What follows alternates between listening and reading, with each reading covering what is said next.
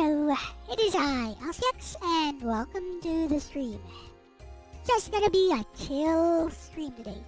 Oh, hello, Nagato. So, it was the US elections yesterday. US presidential elections. So, let's go and see who won.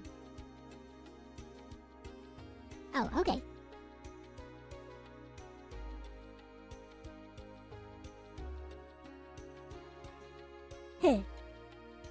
So I guess it's official that Donald Trump won.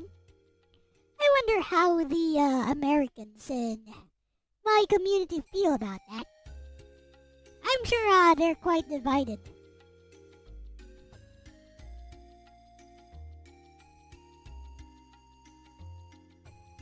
Or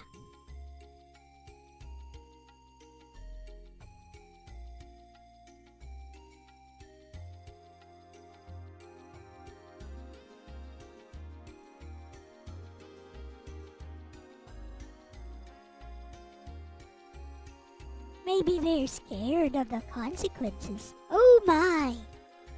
How scary.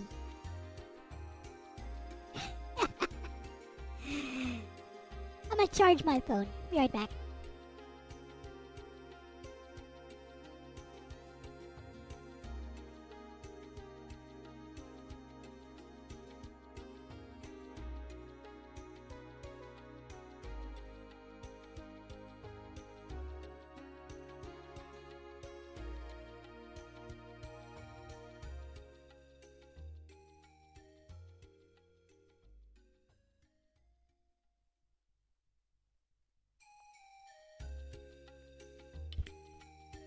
I'm back.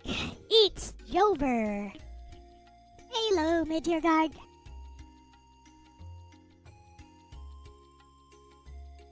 Hello, Gerardo.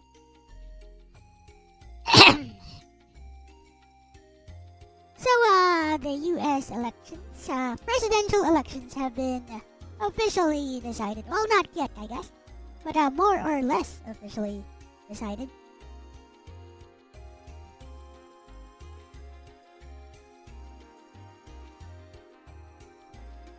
So,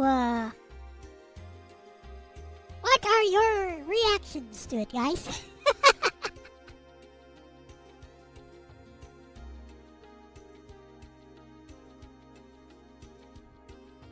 Should we be scared? What up, Jardo? You consider yourself right of center? Uh-huh. The left lost the White House, the Senate. They lost everything! Oh my. Didn't think you'd win. This is them right now.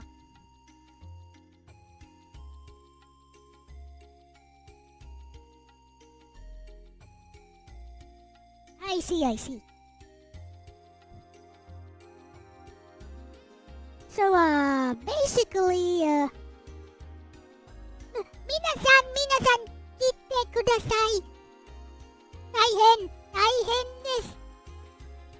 Kyou wa, Mika no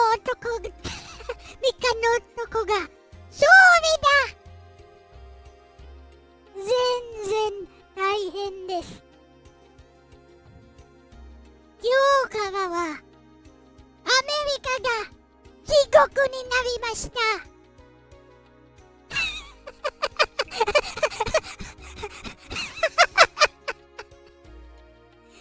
I am so amused. Fear-mongering is a rights game.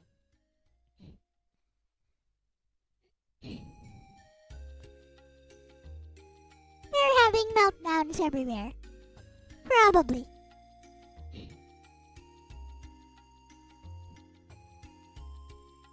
Well, I saw some accounts. With having said meltdowns on X. Country will be fine, just fine.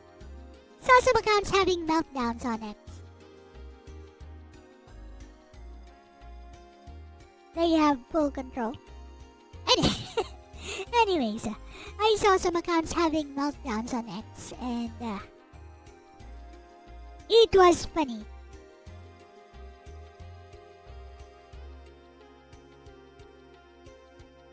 Hello, hippy dippy.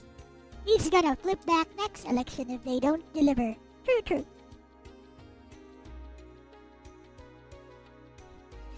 So anyways, there was this one funny account I saw. So, a few hours ago, or yes, it was yesterday actually. Yesterday, the account was going, go out there and vote. Whatever you do, your vote matters. Whoever you vote for, please. Just go out there and vote. Vote with your conscience. Vote. Vote for what you think is right. Hey. Hello, Abrahameries. Vote for what you think is right. Alright. So, this same account sees that Trump won. How could you vote for a bigot, a racist, a homophobe? How could you vote for this monster? It was the very same account.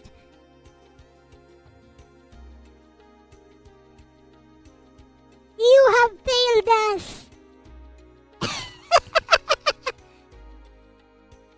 Why can't you just be honest, you know?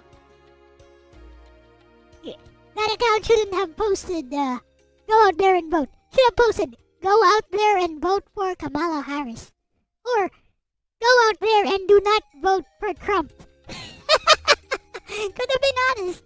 Another allowance. Thank you, Nagato. Thank you so much.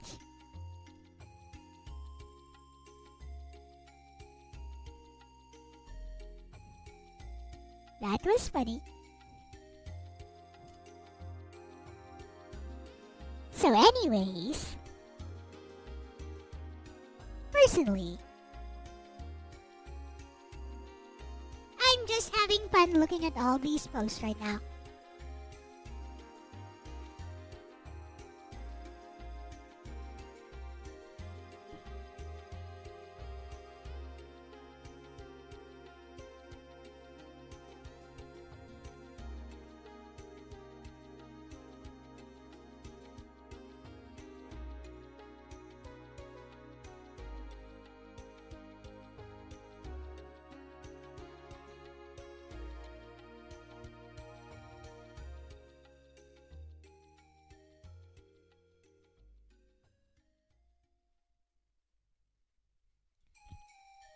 Please be me right now.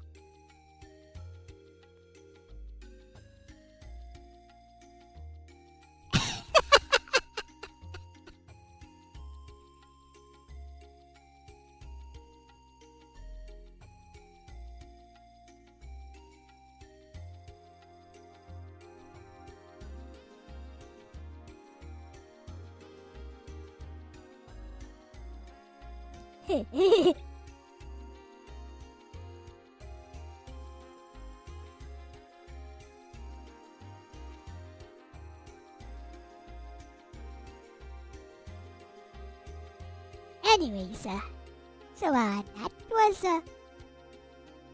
was pretty funny for me. We got some political analysts here in the Philippines, at least on the news media outlets, who basically their prediction is that Trump will try to bring back jobs to Americans in the US. That will be his main focus. And as for US and Philippine political relations, not much is really gonna change. So that's basically it.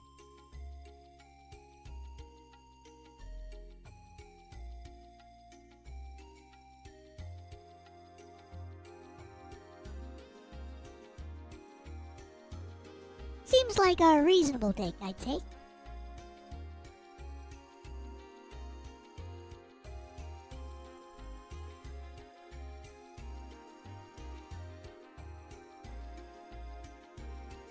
that's true. Basically, what our political analysts are saying is that it's going to be the main focus of his administration.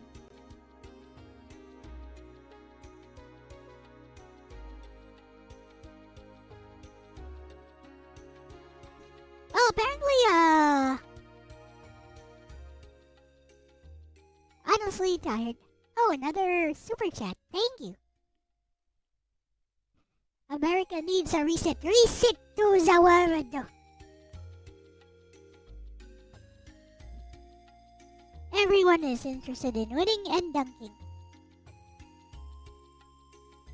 That's true. As far as your politics go, no one is, not a lot of people are willing to take a balanced view of things. Always gotta identify with one side or the other so that they can get supported by their particular echo chambers. Because, people are so scared to not have an echo chamber, to have independent thought. Done by me on my story writing. Thank you. I plan to just finish writing this story, like today. And maybe this is the one I will record for Elle-C bedtime stories. I do have some declamation pieces I want to record, ones that I've written before. What do you guys think?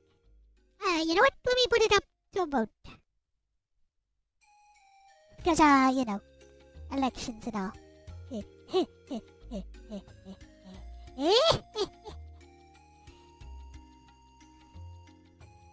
Still think most people are actually independent in practice? Probably. More short stories are always nice. Let's put it to a vote.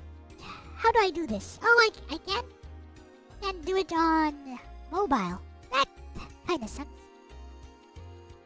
Only a little bit.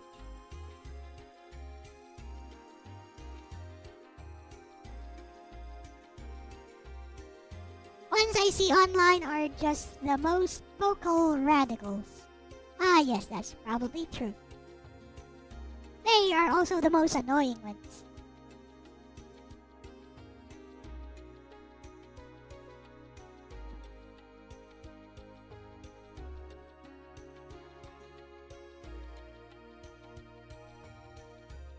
Here's an interesting thing. As far as titles go, I am a qualified political scientist.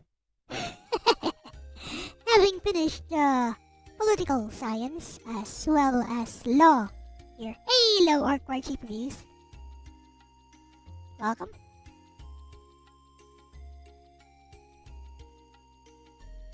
But I'm really not interested in politics.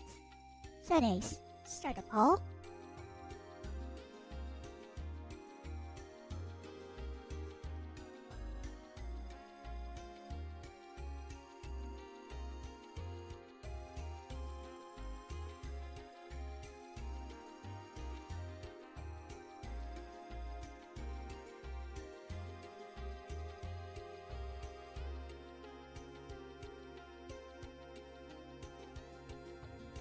Okay, here is your poll. Please vote. Arigatou dayo.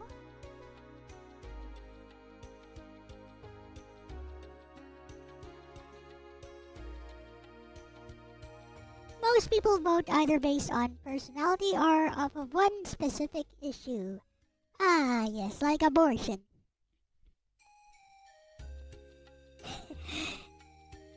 I'm particularly mentioning abortion because that's what the feminists are crying about. How could you betray your wife, your sister, your child, your daughter? In an administration where women have no rights!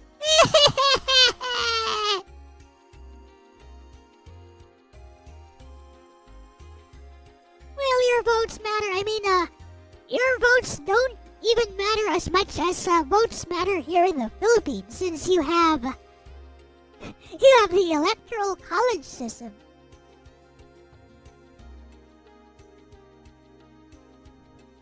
votes already don't matter, even without the electoral college system. So yeah.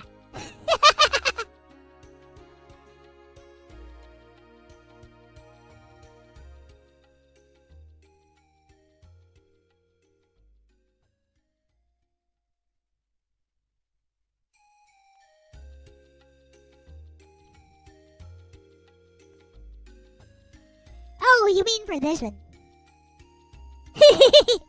You mean for this one? Will your votes matter? Well...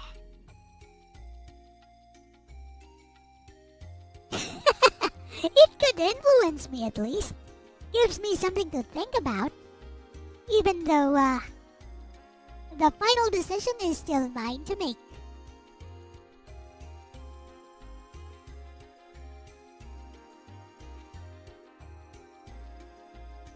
But yes, this ain't no democracy.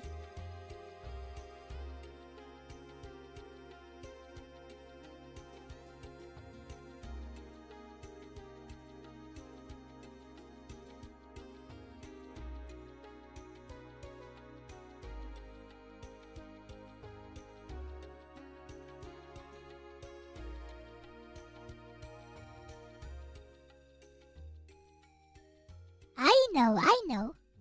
I have an idea. I have an idea what to do. Let's go and troll some random,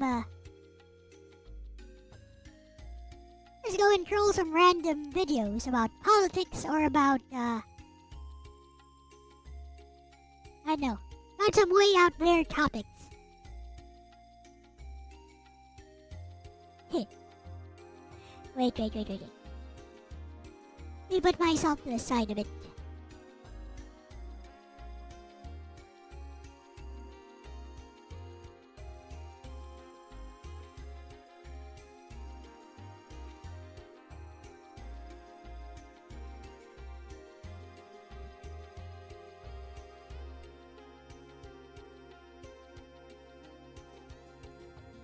After vote are the Hidden Earth people and the Snake people will get in power. Speaking of that, okay, let's go find some stuff that's way out there, like what Orc is talking about. That's exactly the kind of stuff that I'm gonna be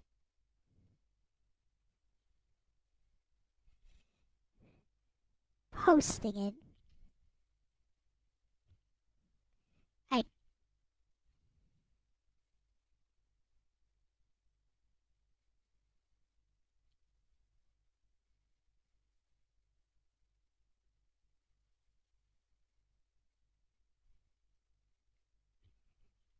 Now let me capture this.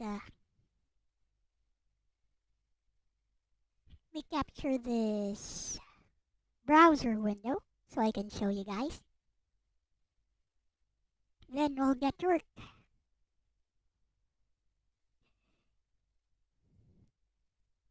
This is apparently there's nothing wrong with trolling, especially if you're trolling evil people in the name of justice or whatever. See what kind of recommendations I have here. That's a big owl. There's no way there's an owl that big. Oh, kawaii. Hindustan Times.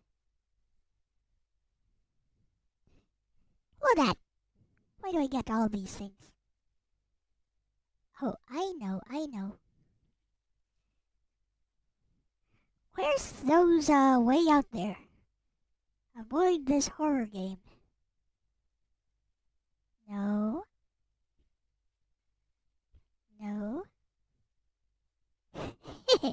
Bless.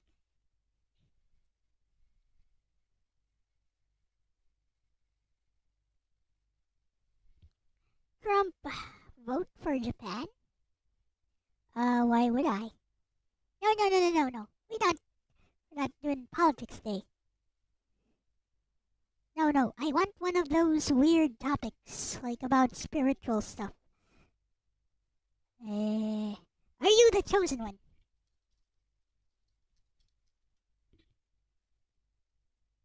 There you go.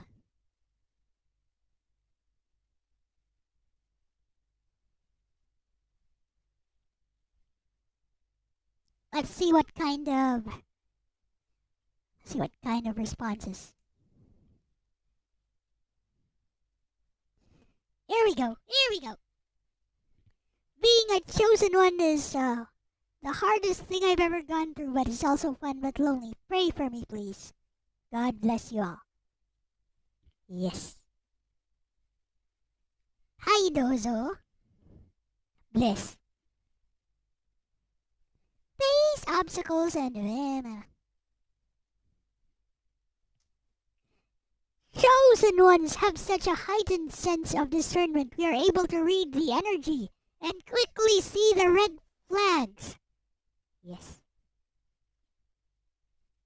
Bless.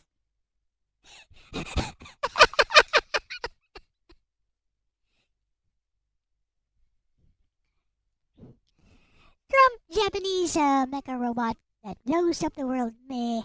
It's better to make fun of people who are taking stuff seriously. 7 signs you're an angel in disguise.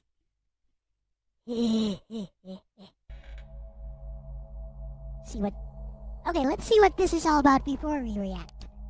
Earth angels are around you this very moment.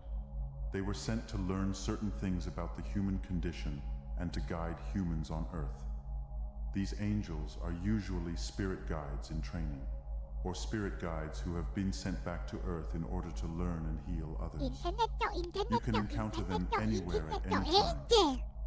Often, the chance encounters with these angels have the power to change your life. Are you guys seeing this? While some Earth angels can know and feel they are different and are often aware of their spiritual duties, others forget and have a hard time managing their life on Earth. Are you guys seeing this? Here are 7 signs you may be an angel on Earth. Sign 1. You seem wise beyond your years. A major sign that you could be an angel on Earth is being wise beyond your Kirby. years. You are extremely intuitive and often carry a strong energy and connectivity to the Earth. Oh my! You may have also experienced an awakening very early in life. When did you experience your awakening, Kirby? Mythical creatures and the meaning of life. Most often you are told, there is just something about you that I can trust. This feeling that people have when they are in your presence allows them to open up to you about things they may not have even shared with those they are closest to. Oh my! Sign 2. Strangers always approach you for advice. People often come to you to vent about their problems and their frustrations, including strangers. You delight in being able to help them. Some guides are there throughout people's entire lives, and others will pop up every now and then to help others with specific areas of life or goals they are trying to achieve. No, If you are an he's angel, an angel. your level of conscious may vary from another angel. Some are at a heightened state of consciousness, while others are masters in specific areas. The ability to help others enables you to have a powerful impact on others. Sign 3. You feel a strong sense of purpose. Many angels on Earth feel a strong sense of purpose and calling, even if they don't know what it is. Most Earth angels have a sense that their mission is involved in helping and teaching others. Isn't that a superhero? Other angels may not. That's supposed to be an angel. That's a flippin' superhero. In fact, they may even struggle with feeling grounded and finding. And that's just Auron from Final Fantasy X. That's just flippin' Auron These from angels have not Final yet Fantasy discovered X, their right there. purpose. If you find yourself always helping and guiding others without a clear sense of purpose, you may be an angel on Earth. Sign 4. You have intense sensitivity. Do you have intense sensitivity? Another sign you might be an Isn't angel that on Earth just, is having intense sensitivity to other people and violent situations. Oh, okay. Isn't that just Most the often typical people woke think individual? you are just Intense too sensitivity. sensitive. They may find difficulty in crowds. When they are surrounded by people, they feel bombarded as if there are too many people around them. They will also repel violence in any form. This level of sensitivity is a gift, enabling them to intuitively know where their services are needed. In these situations, they feel a strong sense of purpose and calling. The calling. Signs 5. You are interested in methods of healing. Are you interested in philosophy and other methods of healing? I'm done. I'm bored. Let's see.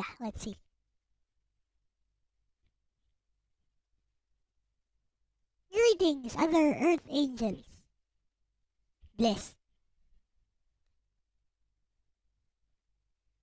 I can feel others' hurt, pain, and sorrow, meh.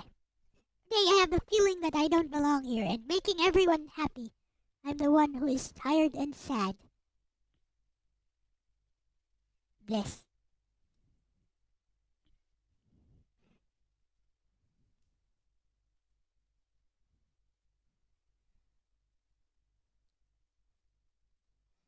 I've been attracted, abusive, my desire for the better of I just want everyone to have the chance before they destroy it all.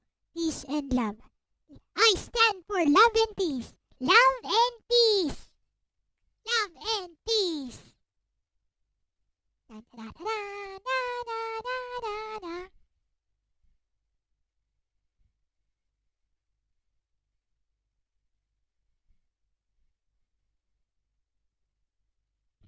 All right.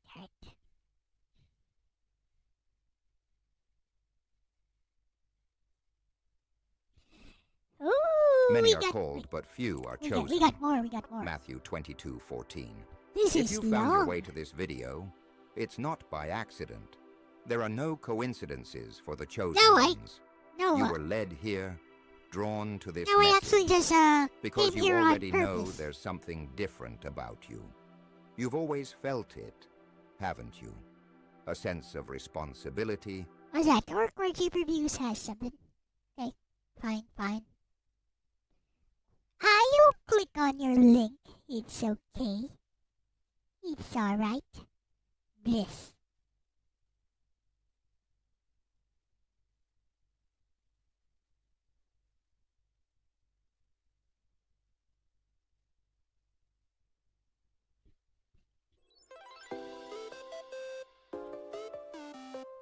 Ihunu Donald Trump. Mike.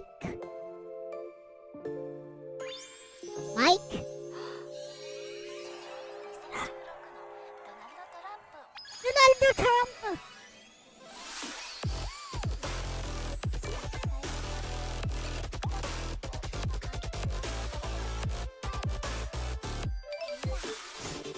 This sounds like a Miku song, though.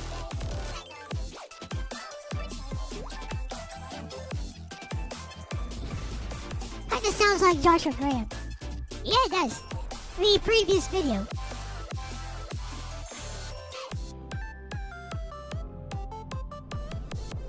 Bleep.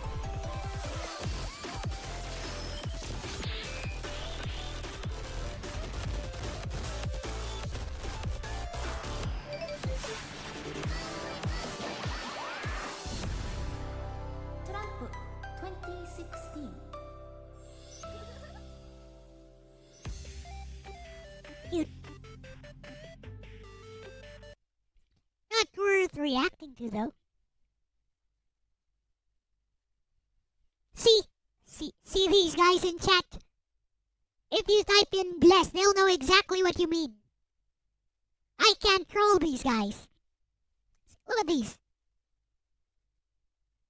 Look at these comments here. If I type in bless, they'll know exactly what I mean. We got people like these with anime avatars. Nah. I can't troll these guys. Now let's go find some more of those. You know. The 3 types of humans. There you go. Here. We gotta go for these. Gotta go for these things. Forget the Genesis story as you know it, where humans were crafted from mere dust or clay. Hidden away in ancient banned texts, in books like the Gospel of Philip and the Book of Enoch, we find whispers of a different kind of creation, beings not of earth, but of light itself. That's right. According to these forbidden writings, the first humans weren't even part of the material world. They were beings of pure light, supposedly an extension of God's own essence. Not physical, not bound by matter, and definitely not made to toil and sweat under the sun. Okay, this looks like something Imagine, somebody would take for a seriously. second, a being that doesn't eat, doesn't sleep, and doesn't even experience pain. These weren't your average humans, they were spiritual entities, free from all the things we think of as part of being human. In texts labeled as heretical, like the Gospel of Philip, these luminous beings are described as emanations, direct offshoots of divine energy. They didn't need to learn wisdom, they were wisdom. They were created knowing, understanding, and perhaps. Ever wonder why humans are seemingly hardwired to follow authority? Let's see what the comments say. Yeah.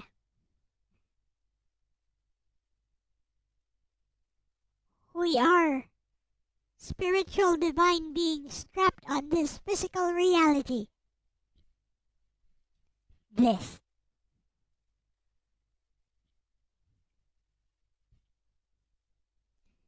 By watching this video, I got goosebumps and started talking about the human.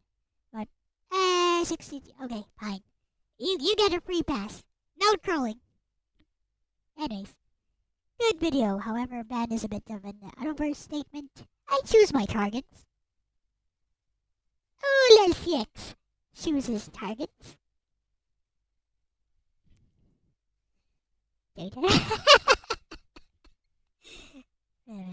Answers that not quite emerged into my consciousness reinforces many unformed subliminal suspicions that I had suspicions that all was not as it seemed. It's an introduction as to why none of the cut-and-dried system-supplied answers given about reason and purpose of life ever seemed quite right. These are truths inherent to the controlling systems of politics and religion. But it's now clear that they are only partial truths, that the larger truths are not so easily found. I intend to continue looking into this line of thought. Thank you for the awakening! Bless. Bless.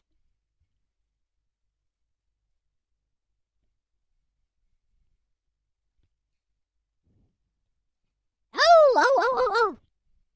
Flat Earth! Let's go. Let's go troll some. Quit it! We're going to... Come on. Not that Arabic thing.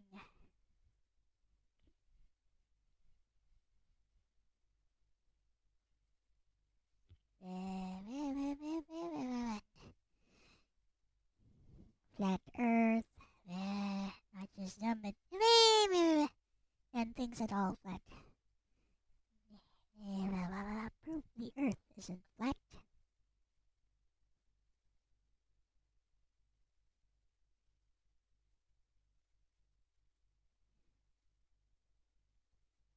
The firmament. Come on, stop debunking the flat Earth.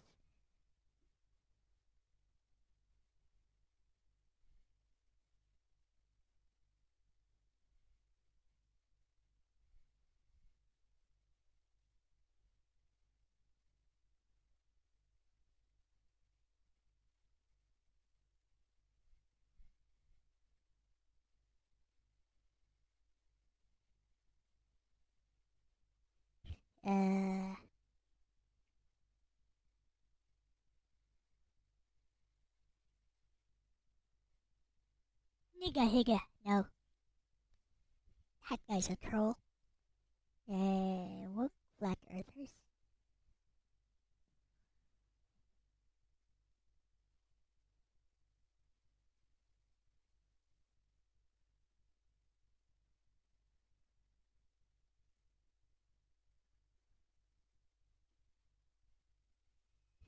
Oh, come on, where are the flat earth videos?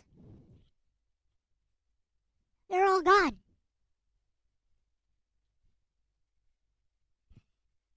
Hey,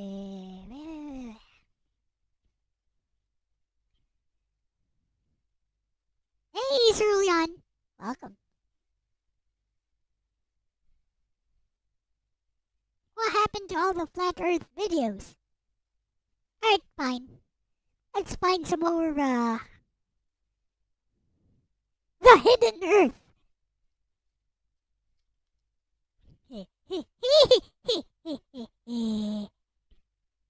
1 year ago, 3 years ago, 3 months ago. Something horrible happened at CERN. That science got 25 secrets of the Earth.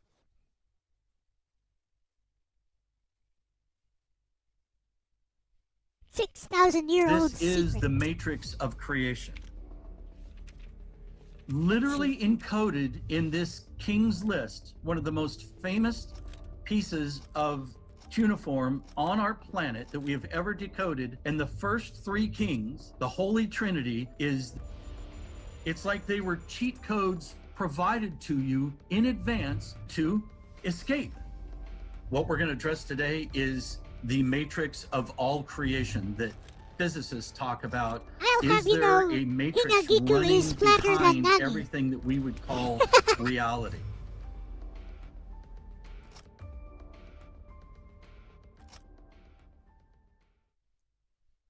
In Judaism, we see the 72 names of God. In ancient... Why does this guy sound like AI Jordan Peterson?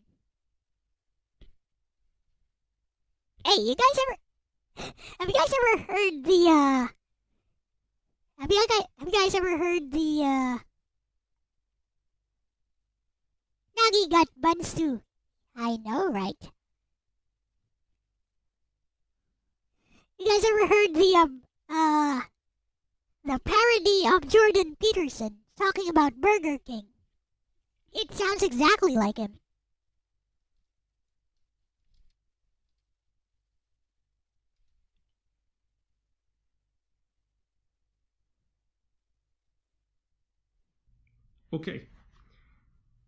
Okay, so Listen. King, that name is so bloody complicated. It took me like 3 months of non-stop thought to figure this out. Well, you look at it and you can say pretty confidently, king, that's actually an instantiation of a patriarchal mode of being. It's like that's the typification of a fatherly figure that exists at the top of all possible dominance hierarchies. I guess that'd be a good way to describe it. But it's not a king per se when you go to Burger King. It's the instantiation of an individual as necessarily being the embodiment of the transcendent ideal of a king. It's a king as such. I'm head besting right now. The aspect of kinship as such is inexorably tied up with the word. And what does a typified father figure do? Well, he provides, doesn't he? He provides food and shelter and burgers. Well, yeah, that's bloody well right. It's a king who provides burgers. Exactly. You know, when Alexander Solzhenitsyn was in the gulags, he thought about food a lot. And it sounds like him, though. Of bread a day, and that's like your food for the day, and that's He's got all the mannerisms of one of the things right. he tried to puzzle out is in what ways life up until that point had been complicit in producing the Soviet state. And that's a question that if you really try to answer it, man, that's rough, man. It takes you to a dark place. So I think, well, no, I'd better not. I don't have enough information to answer that competently. All I can say right now is the degree to which we preside to patronize fast food restaurants that aren't instantiations of a sovereign ideal. It may have a bigger effect than we think. You know, the world's a funny place and it's a lot more connected than we understand. And, well, yeah, that's all I can say about that. Have you guys ever heard the real Jordan Peterson? He sounds exactly like this guy, whoever this was.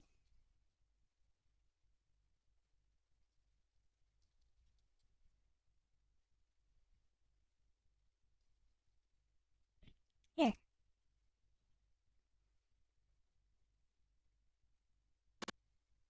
Radically leftist organization. I think it's the most...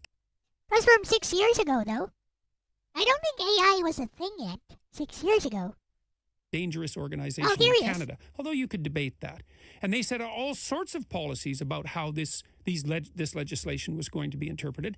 See, even the stutter, even whoever that guy was, even copied the stutter. And the federal government linked to their website to state that Bill C-16 would be interpreted in light of those guidelines. So I went and read all the policies. Well, one of the policies was that if you didn't use the preferred pronouns of a given group, that you could be charged essentially with a hate crime. And I thought, no, which given group is that? You're talking about transgender people. Yeah, and so there's all these pronouns that have come up. There's 70 different sets of pronouns approximately to hypothetically describe. See, doesn't it sound exactly like him?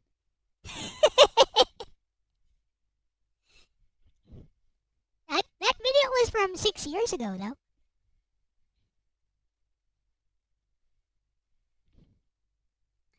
Summoning demons.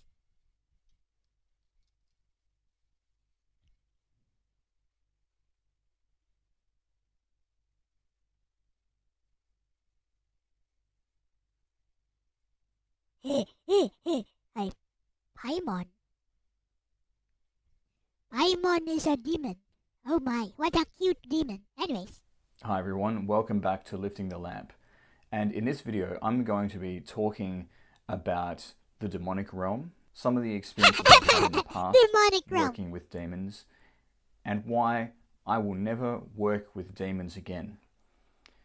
The reasons why. I'm not going to go near that energy again, and I would not recommend working with demons. So there are obviously forces out there that don't want me to make this video. 6 years ago, were they?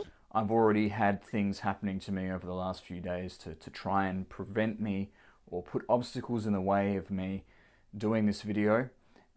So I've come to expect it now. I've got a lot of spiritual protection. I've got Michael with me. I've got Saint Joseph with me. So hopefully I'll be able to... Okay, I think we're going to find some interesting comments here. That's amazing. Turn out you out of nowhere. I want the people who are taking this flippin' seriously. Here's one. Cheryl Sparks Stardust has this type of avatar. This looks like a good victim.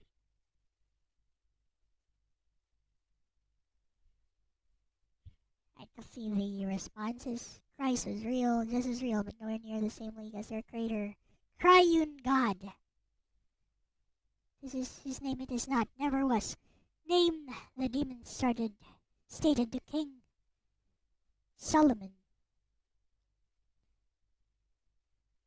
And the grimoire terrified of is Emmanuel. In heavenly places. Excellent.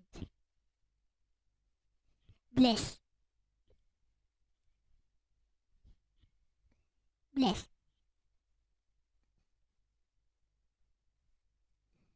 Considering you yourself are an esotericist, demonolatry is being pushed. Yet the experience of sages of many non-Abrahamic religions, Buddhism, confirm their existence, and to be frank, they're never portrayed in a positive or even neutral light. Working with any spirits in general, it's not a matter. When I look into your eyes, it's very evident you've witnessed phenomena that has disturbed you on some level. Oh my! I also don't get the impression that you've disavowed! Get disavowed! Occultism or some die-hard Christian revert. These experiences need to be shared. Much too casual. Yours is the sanest comment. Only stories that who knows. Kinda hard to provide proof of virtual worlds.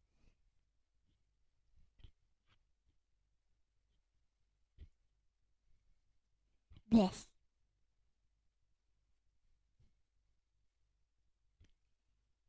Bless.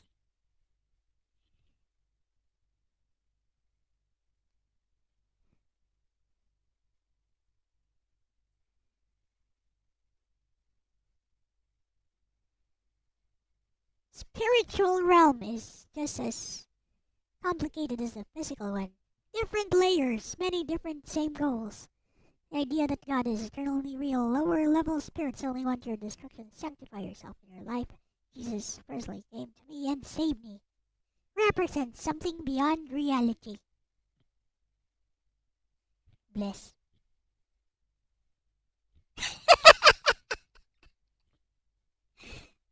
I love it. Thank you so much, and fully lived explanation. Share them with non-English speakers all the time. See the red suggesting sleeplessness or maybe even tears. Trace of the inner and outer struggle. Meh, it's okay. Waking vision of a demon. Showed himself to me. It was a warning. I saw it loud and clear. I panicked. I knew I needed to override my mind and throw the ring away, but I didn't do it. Anyhow.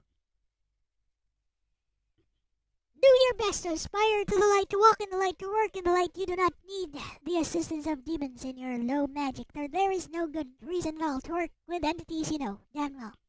Want to distance you from the light so that they can wield influence over you. Classic case of spiritual divide and conquer. Lucifer means light bringer. Very skeptical of light. Most demons present themselves as bringers of light. Bliss. Right, that's enough of that. 7 Blessings and crucial peace, brothers and sisters. signs. There is a person whose life this video will save. Many of you are living under demons that you are unaware of. You now have the choice. Through this Comments video, are we written will by provide you Clarence. with the necessary information. Nevertheless, it is ultimately up to you to drive That out those pixelation demons is and employ demonic. your judgment, guided by the Holy Spirit, and utilizing wisdom, knowledge, and understanding. Now let's get started. Remember to subscribe to the channel and like the video if you haven't already. Bless. Also, some parts of this video use a first-person narrative. Number 1. Demons never stop trying to incite you to fury, wrath, or anger. They cannot stop trying. This additional energy harvesting method depletes your energy, which we will discuss in more detail at number 2. Misspell The deplete. demon's primary That was a objective misspelling of deplete. is to make you act inconsistently, because you become more likely to make regrettable decisions when you do.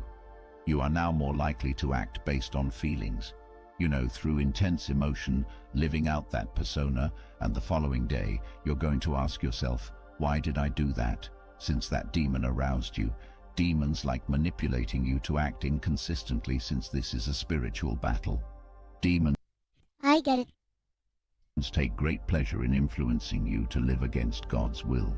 As a result, you may now be, back and forth with them. I get it. I get it. We'll go to this one next. 5 demonic things you need to get out of your house. The demon tempting your fury. Must be a very cute demon. Walk through the valley of death. I shall fear no evil, for the Lord is with me.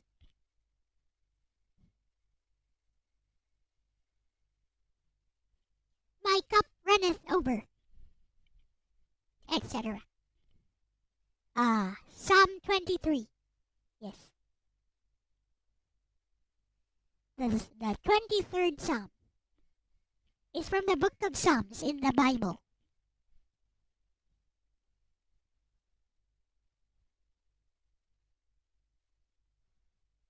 Our God is all my life. God has been so good, and I will dwell.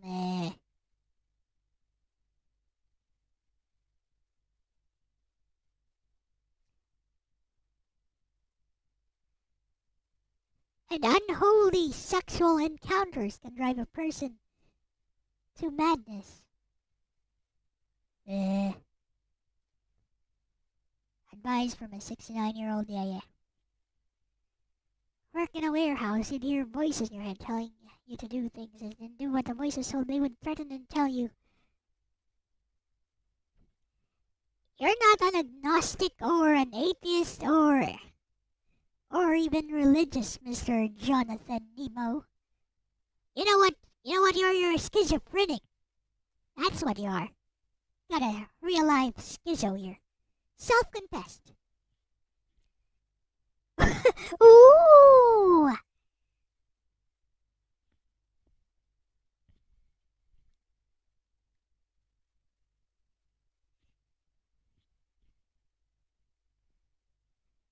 Also got clean from watching pornography.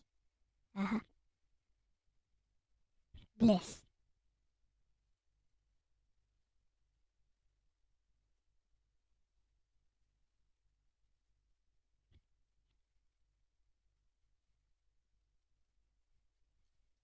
Forbidden Manifestation by Zara Blackthorne. There's a hidden path to manifestation, a path shrouded in mystery, one that only a daring few have ventured down. This is the realm of forbidden manifestation. That looks like something I would draw. And at the heart of this world is a figure who's both revered and feared, a modern-day mystic named Zara Blackthorne. Her methods aren't in any best-selling self-help book. Her practices aren't found in law of attraction circles. Instead, they reach into the ancient and occult, uncovering rituals and words of power that most wouldn't dare to utter. For those who seek it, Zara Blackthorne's teachings offer a way to command the universe. But at what cost? But at what cost? Now, if you're ready to take a transformative journey of your own, one where you unlock the full potential of your life without boundaries, we're introducing the Infinite Life Maybe course. I should sometime. This isn't just another self-help program. It's designed for those who are ready to dive deep into their own potential, to awaken that limitless power within. And as a special offer, we're launching it at just $49 for those who are truly ready to step into an elevated reality. You'll find details in the description below. Zara Blackthorne didn't appear out of nowhere. Her journey into forbidden manifestation was an odyssey of discovery, uncovering rituals that go back centuries, even millennia. All for $49. She claims to have accessed teachings from ancient societies that thrived in secrecy. Communities like the Hermetic Order of the Golden Dawn, who held knowledge too powerful, that can control too dangerous the real world. for public eyes. For example, Zari studied these teachings in silence, immersing herself in their mysteries, learning how to weave both light and dark energies together. You can manipulate These methods, people's she claims, behavior have been by hidden just saying deliberately, that word. safeguarded by those who feared their power. Only now, in this era of unrestrained access to knowledge, is she willing to share them with the few who are ready. So, what is it that makes Zara's teachings forbidden? This isn't the law of attraction. It isn't simply asking the universe or visualizing your desires. Zara Blackthorne's techniques go deeper. She teaches that to truly command the universe, one must channel forces that conventional teachings ignore, the forces that exist in shadows, in the unseen, and in the energies that traditional spirituality avoids. In the Her halls manifestation of the methods blind. tap into what some call the darker frequencies, a side of energy work that requires one to embrace both chaos and order, to balance light with dark. And with that power comes responsibility. Zara warns that a single misstep, a single mispronounced word, a symbol out of place, could alter the course of one's life in unpredictable ways. Hello, Great White North. And yet, the allure is undeniable. Forbidden manifestation offers a promise that few techniques can match, the promise of influence, wealth, and even control over one's destiny. Oh my. But Zara doesn't hide the cost.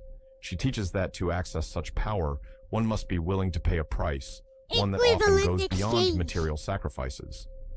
This price could take the form of spiritual exhaustion, moral dilemmas, or even a form of karmic debt. It's a payment alchemy. required for tapping into energies that shouldn't be disturbed. For Zara, this isn't a game. It's a pact with forces that, once awakened, cannot easily be silenced. I tell ya, it's alchemy. Now, Zara's forbidden It's techniques full don't metal merely alchemy. demand belief. They require a form of commitment, a readiness to engage with energies that operate on a different level, almost as though one were hacking reality itself. But how could such a thing even be possible? Hacking to the game. Anyway, so stuff that.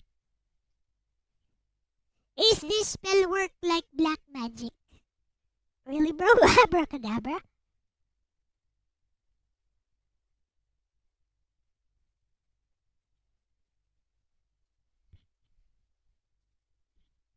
Ah, no.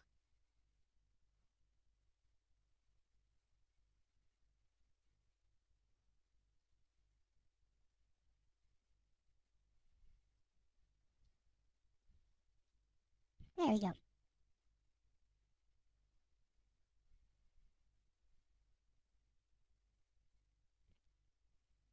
Bless.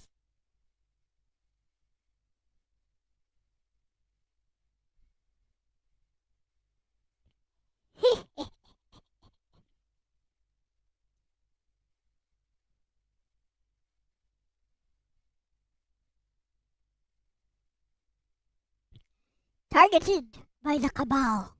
Ooh.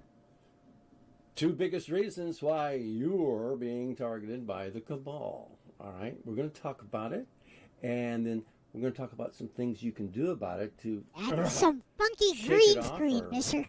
Not be the effect of it so much. Okay, all right. So, reason number one.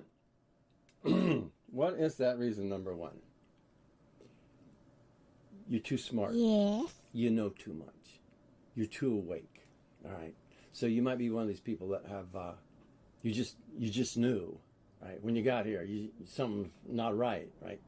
So you start studying, you start learning, you find out about what the cabal is doing. And it doesn't matter if we're talking about the deep state, shadow government, Czarian mafia, Illuminati, Freemasons, satanic weird shit, or if we're talking about regressive ETs and Galactic Federation, Jupiter and secret space program and all that high-tech ET crappy weirdness, you know too much. You start studying, you took a deep dive, and I get the feeling this guy doesn't even take himself seriously. Now, this is a threat to the cabal on Earth and off because I tell you, he's about. They like to work in the. He's about to laugh out loud for real any got. second now. They couldn't work out in the open if everyone knew what you know about them and their motives, who they are, what they are, why they're doing. He has to speak that way so that he doesn't start laughing all of a sudden. Game over. But he has to go. You're being so because you have know to too much, and you might. Otherwise, he just burst out laughing. Fucking mouth. So targeted. If that bitch opens his or her mouth, we want it to sound crazy. All right. So what can happen? You're about to burst out laughing any second. They set it up so that if you start opening your mouth and start talking about what they're doing. Come on. No one's taking this seriously, bro, but actually somebody is.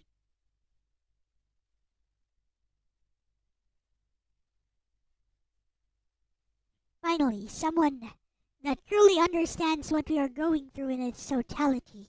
Groans or energy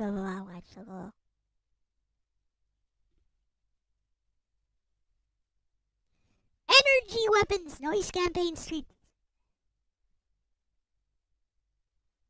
A lot of them aren't real. Bless.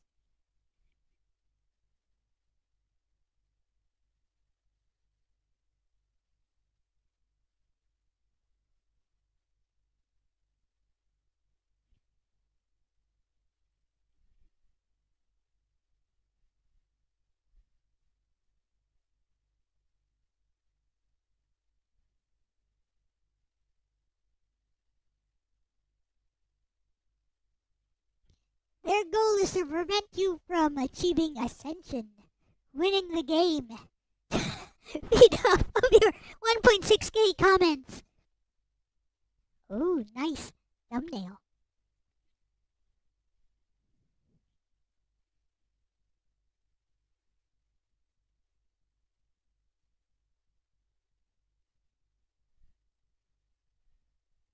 It was confusing, emotional, and nuts. Put you in a wounded state to take advantage of you while you're in that state. It's disgusting. Learning to control your emotions. Keep your frequency high. Stay in balance. Bliss. This account looks like some fruitcake. Let's see. 1 subscriber. Never mind.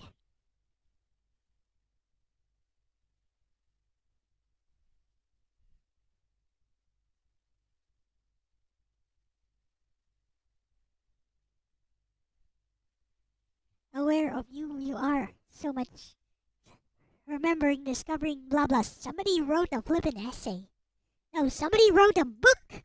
Somebody wrote a flippin' Halo. Hello, Aris. Welcome. Somebody wrote a flippin' book here.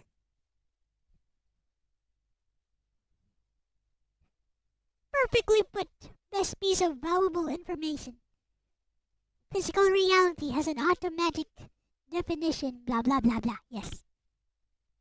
Bless.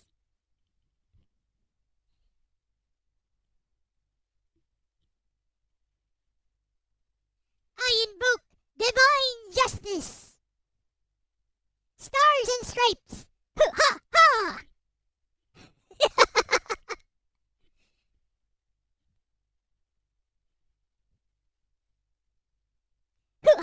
Stars and stripes. Ha ha! Ha! I invoke divine justice. Super combo finish.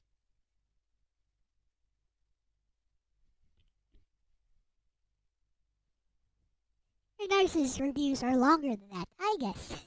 I mean, they don't even fit the YouTube comment section.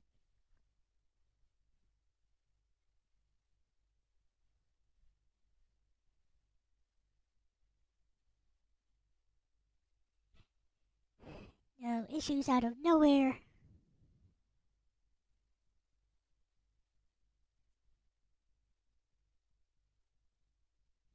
Underneath this flesh, there is an idea. And ideas are bulletproof. You guys know where this is from? You guys know where this is from? Yeah, it's by Alan Moore.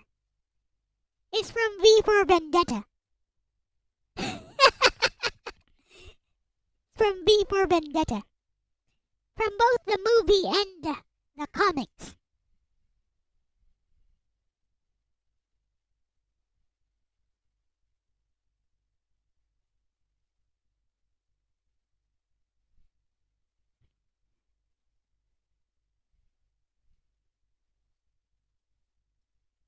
Bless.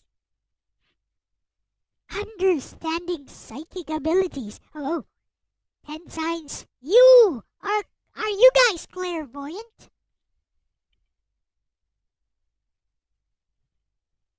I know I am. I'm not just clairvoyant. I got flippin' force powers. See, psychic abilities are I not can for levitate people who are special above or people this who are hole weird. here. It's not the work of the devil. It is a natural part of the human experience, and we all have these abilities. Hey guys, welcome back to my channel. Today we are going to be talking about one of my all-time favorite topics, which is psychic abilities. This is going to kind of be a mini-series I'm going to do on my channel because I can teach you guys all about psychic abilities and stuff, you know. Would you like to be a clairvoyant like me? I can totally do that.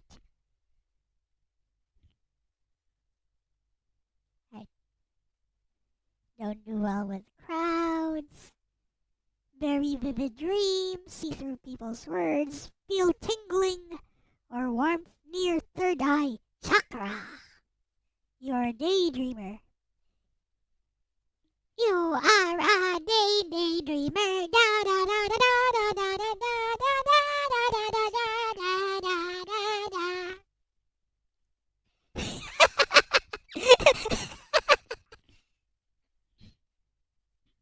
Can see auras, orbs, and flashes of light. Natural sense of direction, naturally drawn to aesthetics, beauty, and art. Why, that sounds like me. I must be clairvoyant. Imaginary friends. Yeah, that's totally me. Trouble sleeping. Trouble sleeping? Yep. That's totally me, isn't it?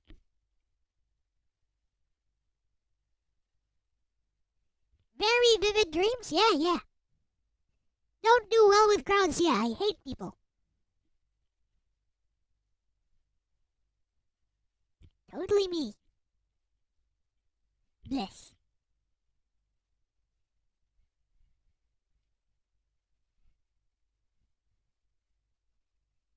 Hey, Okay, here's an 8-minute video.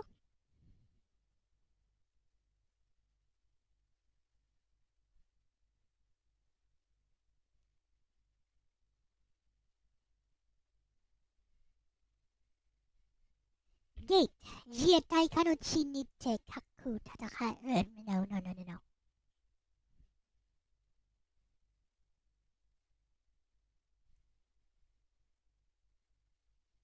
Okay, here's an interesting one. When someone is dying, they are, for better or worse, their authentic self. Oh The my. mask, if they ever had one, comes off completely. So what do those big personality types look like when they're dying? The narcissists and sociopaths? Well, it's complicated. Before we begin, we post death and dying related videos. No, this is more psychology stuff, isn't it? Never mind.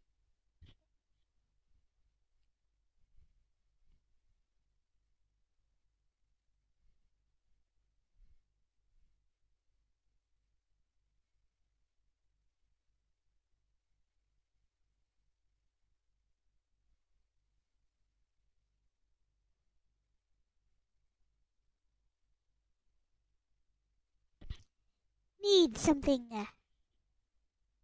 Halo, awesome one. That's every introvert, right?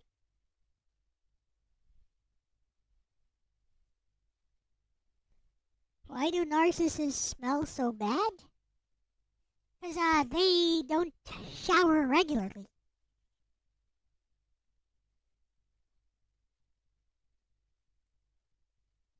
Ten things a cat will never forgive. Suddenly it's about cats. Alright, let's find some Donaldo Trumpo stuff. God is actually the devil. Oh, here's an interesting one. This is the Heretic's Fork. It was a tool designed by the Inquisition to silence those who dared to speak out against the church. Now, this is a replica, but the real Heretic's Fork was sharp and it would dig upwards into the chin and down into the chest so that the sinner was unable to speak. Back then, instead of getting shadow banned, you'd get one of these. But the question is, what blasphemous secrets was the Inquisition trying to silence? Well, see, in the dark halls of the Inquisition archives, hidden away for centuries, a mysterious book was discovered known as Interrogatio Johannes, or the Secret Supper. And this book belonged to a heretical group of Christians called the Cathars. They believed it contained the true teachings of Jesus Christ that was kept hidden from the world. But what Who's that? It's Sephiroth.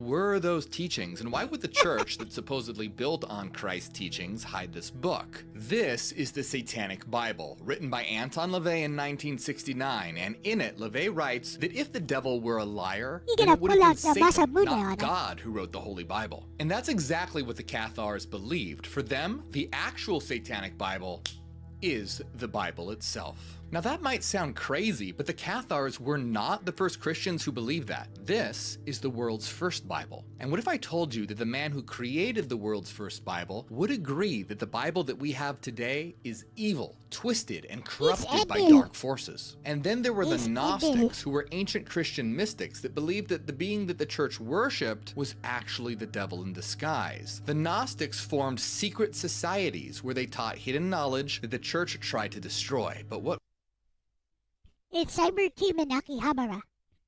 The Gnostics are the Rosencrews. Anyways, let's see what... Descendant of the Waldenians, offshoot of the Cathars. Learned this from... Oh, this person did personal research throughout their entire life. Oh my, oh my. Surviving records that were not supposed to exist. On the road in person around Europe, and let the local institutions have to face me and verify that your ancestors and their records were destroyed by the church. Oh my. Bless.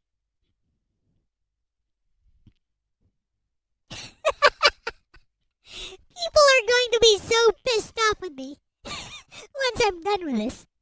Or they'll think that I'm actually being serious because they're stupid. More likely they'll think I'm actually being serious.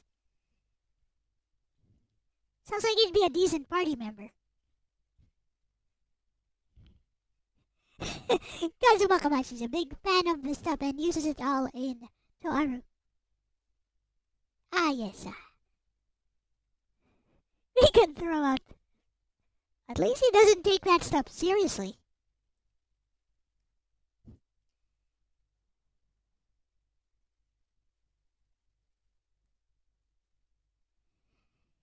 You're discovering that there are two gods in the Bible, the Old Testament and the God of the New. I can tell you that there are two gods, okay?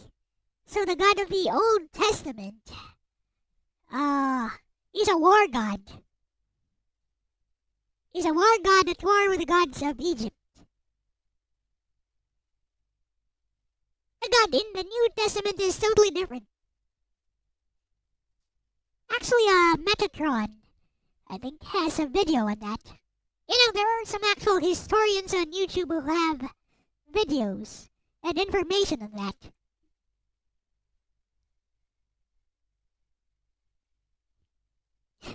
A lot of people in the Toaru fandom believe Hamachi is Aleister Crowley reincarnated. That's amusing.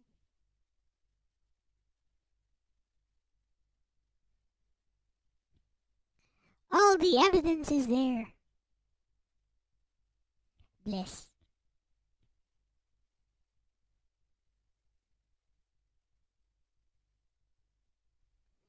Why are we here? Just to suffer.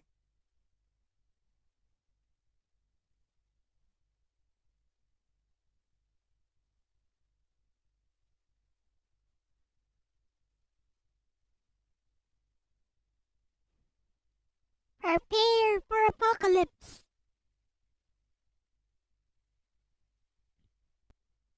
Bless.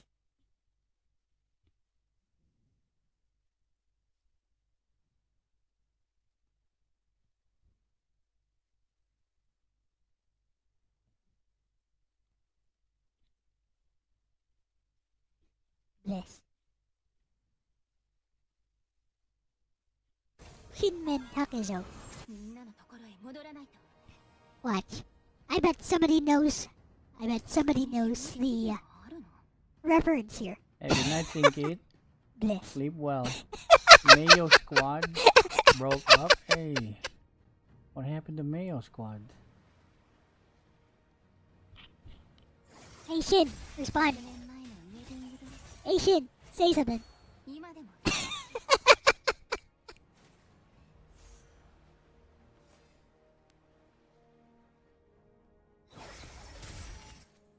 Do we leave this alone? Ah, he's busy.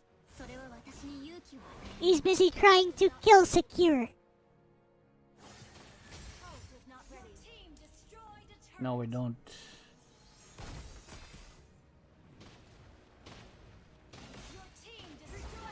That's a pretty tanky build he has.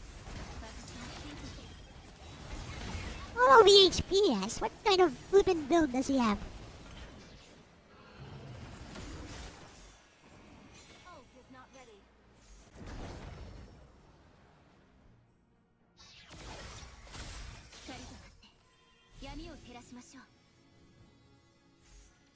Your average tank. Hey, don't worry about being late, man.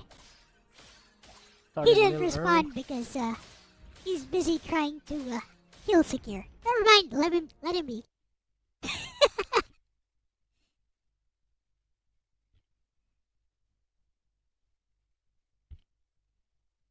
Real story of the Book of Enoch.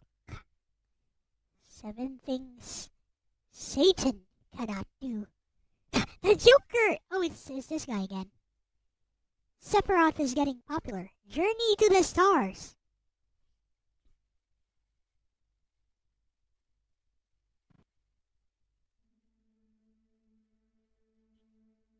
Oh, it's a piece of music. This is the Heretic's Fork. It's a piece of music. Alright, fine. 7 things. 7 things Satan can never do.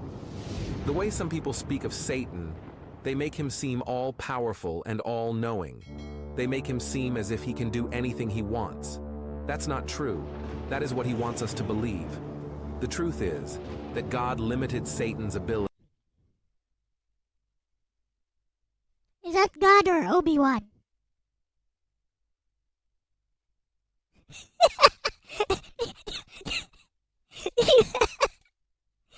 You see that one picture wherein some grandma took a picture of Obi-Wan Kenobi and then thought it was a picture of Jesus. To do a lot of things. In this episode, we are going to speak about an enemy who is often shrouded in fear and mystery, Satan, the adversary of our souls. The Bible describes him as a roaring lion, seeking whom he may devour, a deceiver, and the father of lies.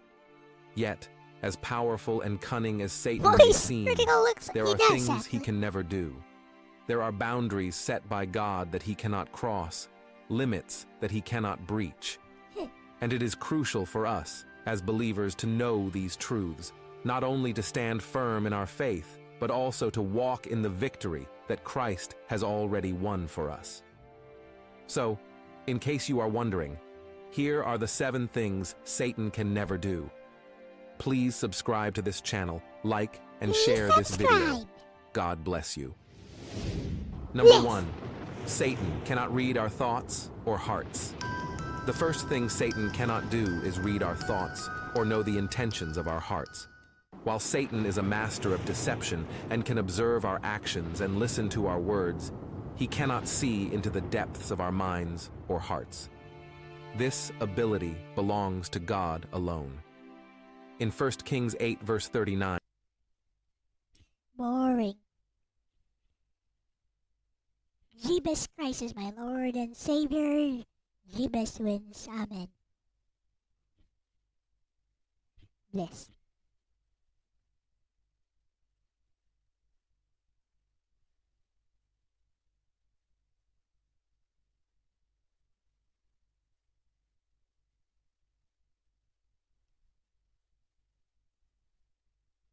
Disability and spiritual dysfunction.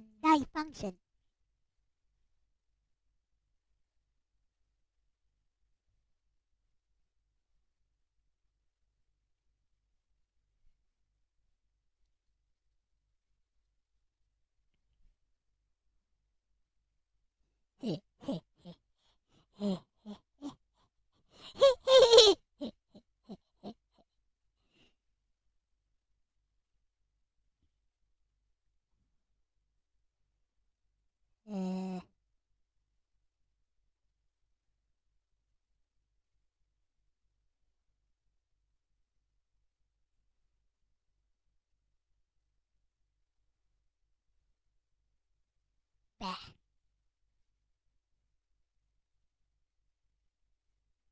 Bah.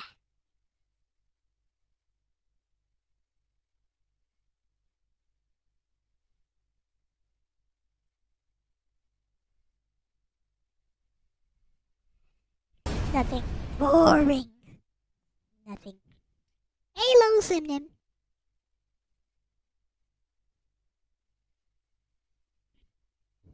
Welcome.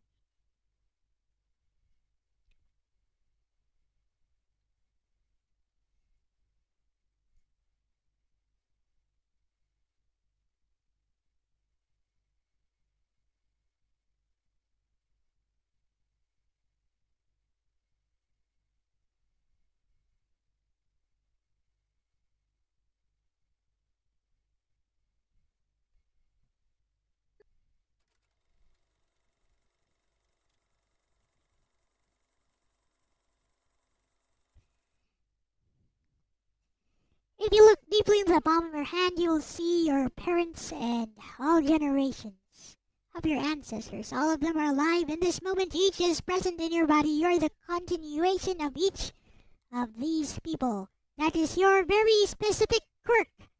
Only for you, Deku. Yes.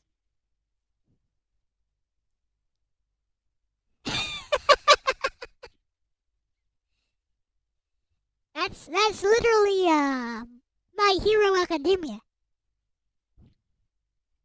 Anyways. Have you ever looked at your palm and noticed the lines? These aren't just random marks. They hold secrets about your life and even hidden messages about your future. Now, there's one special sign we're talking about today.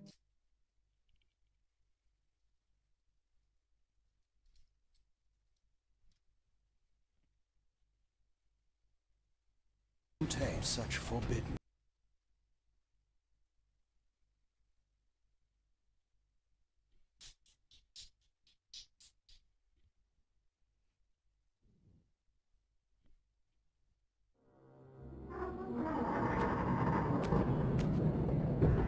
At last. I must say I'm disappointed in your progress. I imagined you'd be here sooner. Tell me, did it trouble you to murder your brothers? Did it trouble you when you ordered me into the abyss? Eternity is relentless, Raziel. When I first stole into this chamber centuries ago, I did not fathom the true power of knowledge. To know the future, Raziel. To see its paths and streams tracing out into the infinite. As a man, I could never contain such forbidden truths. But each of us is so much more than we once were. Do you not feel with all your soul how we have become like gods? As such, are we not indivisible?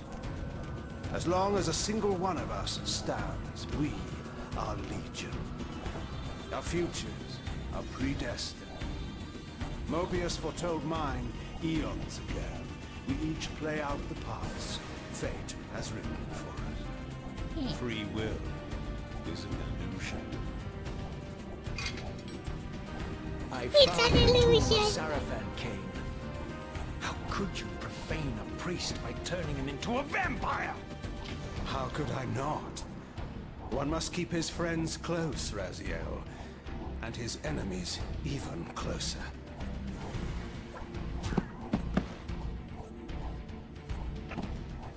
Who better to serve me than those whose passion transcends all notions of good and evil? The Sarafan were saviors, defending Nazgul from the corruption that we represent. My eyes are open, Cain. I find no nobility in the unlife you rudely forced on my unwilling corpse. You may have uncovered your past, but you know nothing of it. You think the Sarafan were noble, altruistic?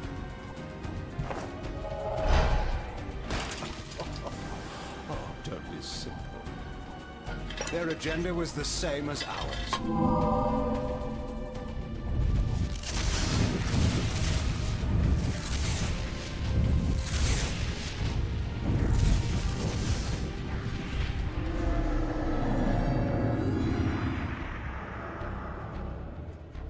You nearly had me, Raziel.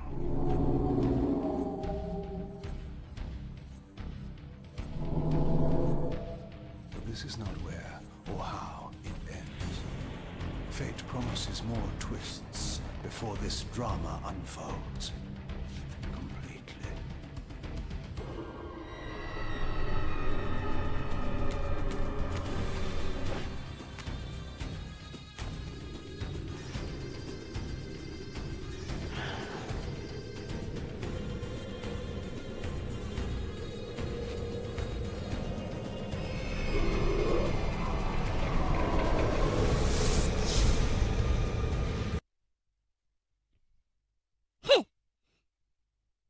I just wanted to watch that.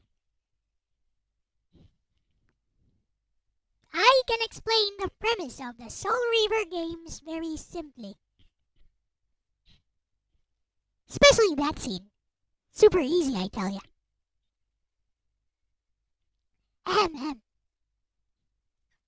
So, Blue Guy Raziel. Blue Guy Raziel is Wraith. He cannot be killed. If you kill him, he goes into the spiritual realm, collects enough souls, manifests again, physically. Basically, you can't really kill him. Then we got Mr. Kane there, a powerful vampire, just a vampire. He got the magic stuff, but he's just a vampire. He is pretty much killable, especially by Raziel's Soul Reaver. The blade he has, the spiritual version of the Soul Reaver. Raziel is out for revenge against Kane. So, whenever they meet, this happens. Basically, Kane talks him out of it. Kane uses some talk no jutsu, has some philosophical conversation with him, stalls him long enough to get away. Starts laughing. I got away again, idiot. That's the premise of Soul Reaver.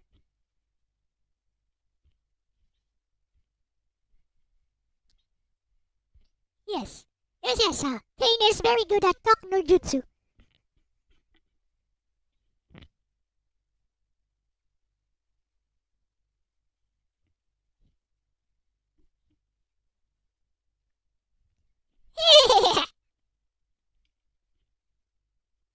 Apparently, I'm wrong. Who cares? Anyways. Let's see. Donald Trump. Victory. Live US or...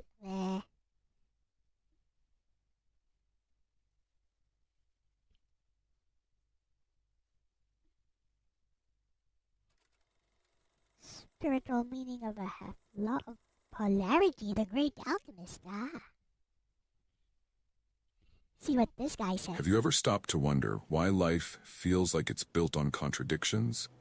Why, at times, we seem to swing between moments of joy and sorrow, light and darkness, as if one cannot exist without the other. Very This wrong. isn't just by chance. It's the powerful pull of the law of polarity. This Look at the number of F's I give. universal law tells us that everything around us has an opposite, a dual force that's inseparable yet interwoven, like two sides of the same coin. Imagine for a moment that every experience, every feeling, every thought exists on a spectrum. Think of hot and cold. Are they really two different things? Or is one simply the absence or presence of the other in varying degrees? The same applies to courage and fear, to love and hate. They are connected, each defining and enhancing the other, each existing to teach us something deeply profound. But here's where it becomes truly eye-opening. The law of polarity reveals that the challenges we face, the moments of pain, darkness, and struggle, are not just random obstacles. They're actually there to give shape and meaning to our joy, our light, our growth. In other words, without those darker moments, we wouldn't truly understand or appreciate the brighter ones. It's a stunning idea, almost humbling in its simplicity. Now, when you think of life through this lens, you start to see every hardship, every bit of adversity, as part of a greater balance, a necessary counterpoint. It makes you wonder if maybe we are more powerful and resilient than we give ourselves credit for. Okay. Because if we can learn to navigate these polarities, to embrace both the highs and lows, then we're not just surviving, we're truly, deeply living. And that's the invitation the law of polarity extends to us all. But it's not to too not bad, just isn't endure it? life's swings, It's but not to too bad understand that this every time. single one of them adds to the richness of who we are, like threads woven into the fabric of our being. I'm not against this. Now, imagine for a moment the incredible power of understanding duality, not as two separate forces, but as two parts of the same whole. This is what the law of polarity calls integrated duality. It's a mindset shift that turns the world from black and white into something deeper, richer, layered with meaning. Okay, this isn't too bad. This isn't too bad. It's not as out there as some of those other videos. Now then. 0 comments? How sad. Here. Bless.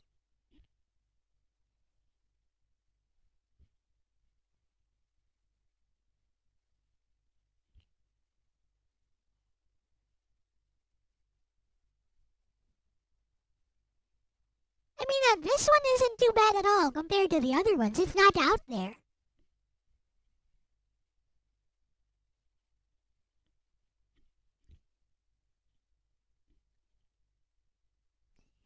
I don't disagree with anything that's said here.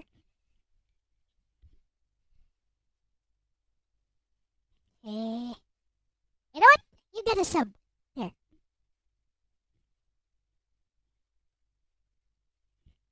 Chosen one. You've probably heard it before. Solitude is where you find yourself. But what if I told you that being alone doesn't just help you discover who you are, it unlocks superpowers that most people never even realize? Okay, fine. Well, look up Mr. Mentos. Fresh goes better. Mentos freshness.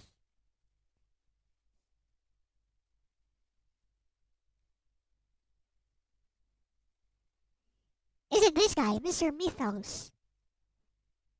I'm going to guess it's this guy. Hey, fellow seekers, I'm Mr. Mythos. Yep. In 1608. The cursed lower robe. Hey, fellow seekers, I'm Mr. Mythos. In 1608, in the candlelight of a half-ruined monastery, an Italian priest and theologian named Francesco Maria Guazzo found himself steeped in a sea of superstition and fear. Unseen terrors roamed the world beyond the church walls, cursed creatures of the night that stole livestock, soured milk, and danced in wild abandon under the full moon's light. There, Guazzo would write a treatise on witchcraft known as the Compendium Maleficarum, or the Compendium of Witches. This was more than a mere book. It was a weapon of warfare against an enemy that could attack invisibly, or take up almost any physical form. Notably, the Compendium Maleficarum attributed a range of supernatural abilities to those supposedly in league with Satan, a key one being therianthropy, the ability of a human to shapeshift into the form of a beast or creature. As a member of the Ambrosian Order in Milan, Guazzo was deeply involved in the investigation and prosecution of witchcraft cases. He's no better.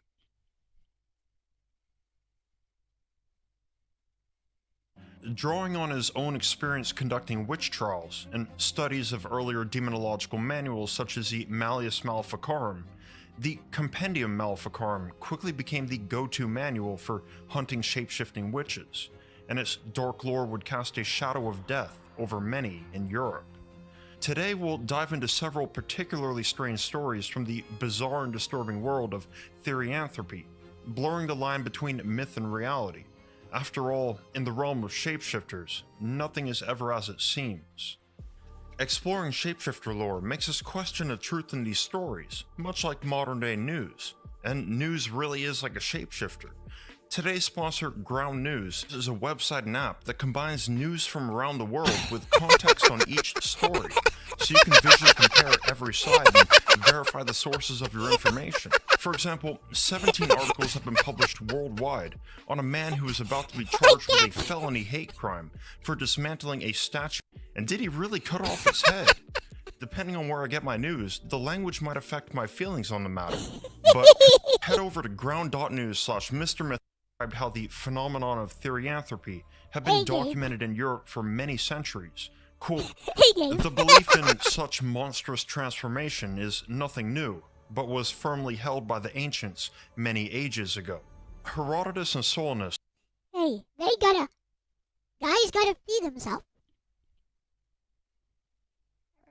I respect that. Anyways.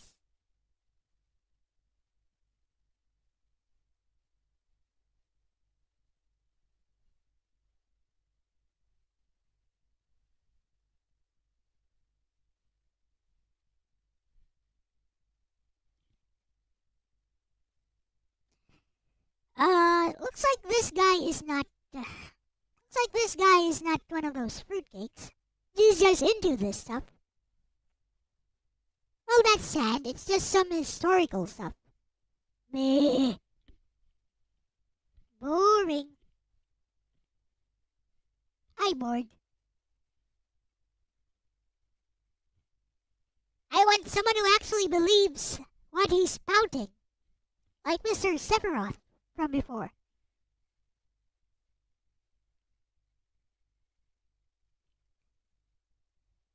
Yeah. Truth Seeker. Yeah, this guy guy doesn't even believe this stuff. He's just presenting it.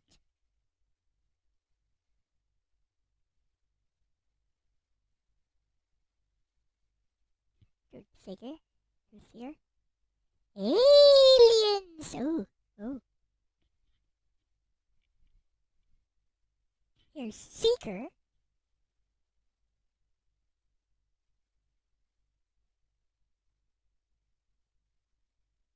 Through the history of space exploration so far, we've debated where the Earth's atmosphere ends and space begins. And your surprise for the day is that according the top one, isn't? Okay.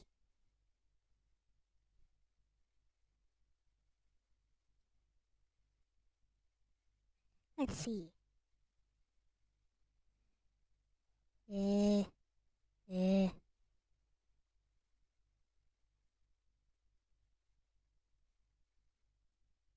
Huh?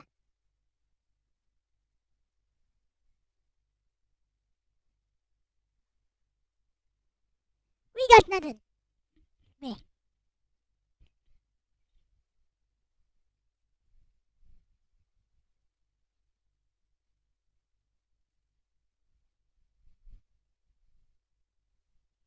Boring. Hey, fellow seekers, I'm Mr.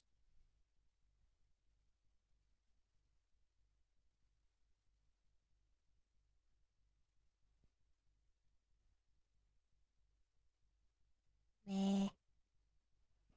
Meh. Meh. Meh.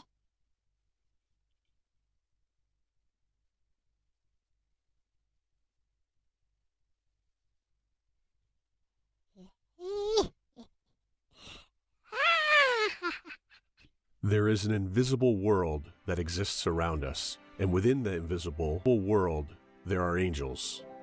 Angels are real.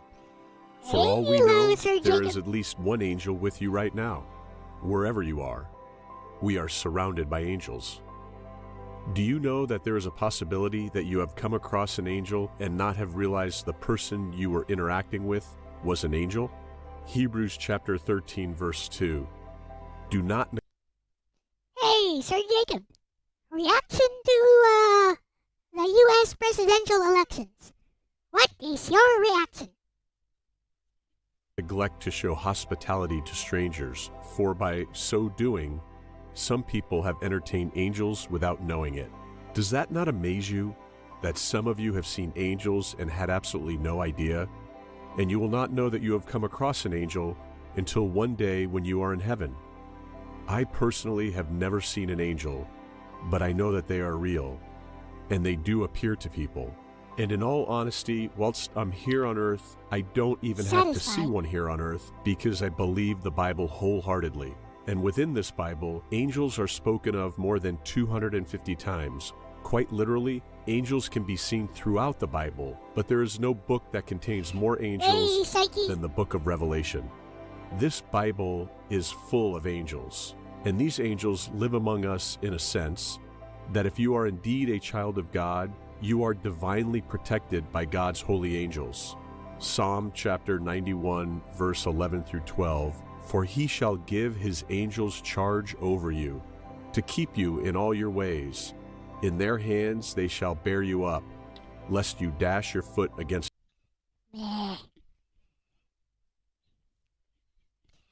There are angels guiding us, guiding those who dare believe in Christ. He is the ultimate savior, demons among us trying to undo. I'm a believer who was praying fervently for over a year for a Jewish friend who is an atheist. He called and asked me if we could meet at a local Starbucks for coffee. It was winter, my house, I was happy to leave the chaos. I left her home in God's hands, headed out. Her conversation was slightly interrupted by with unusual gestures. Deep canyon sea and someone who lives in a desert, mountainous environment, thick rocks. This guy wrote a novel here in the comments.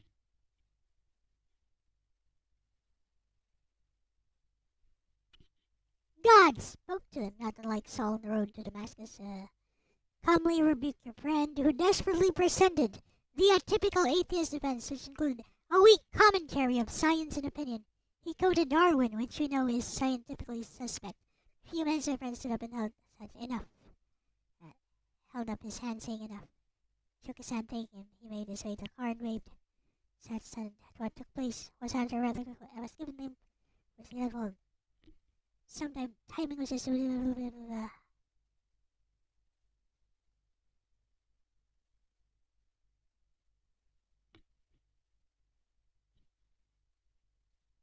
bliss.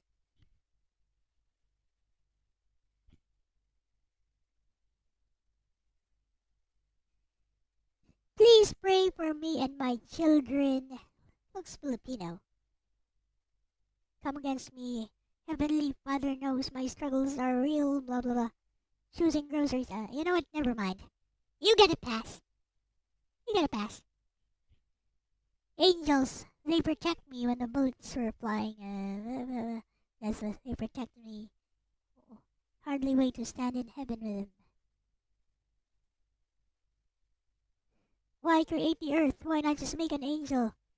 Lord, and all we got here is your aura. Angels are in a different realm. I need proof. You're an angel, bro. You're an angel. Bless. I believe that there is a spiritual world, because I have been there, seen it. Spacing, punctuation, paragraphs. Have you heard of it? Jesus is for life one. Have you heard of it? What the fudge? Literal wall of text.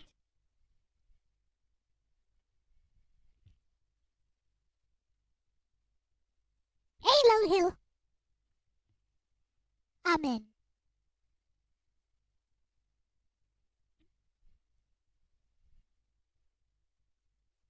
Bliss.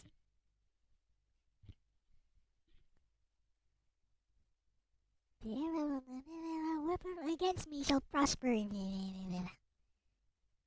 Father in heaven, angel of the Lord, and send an angel.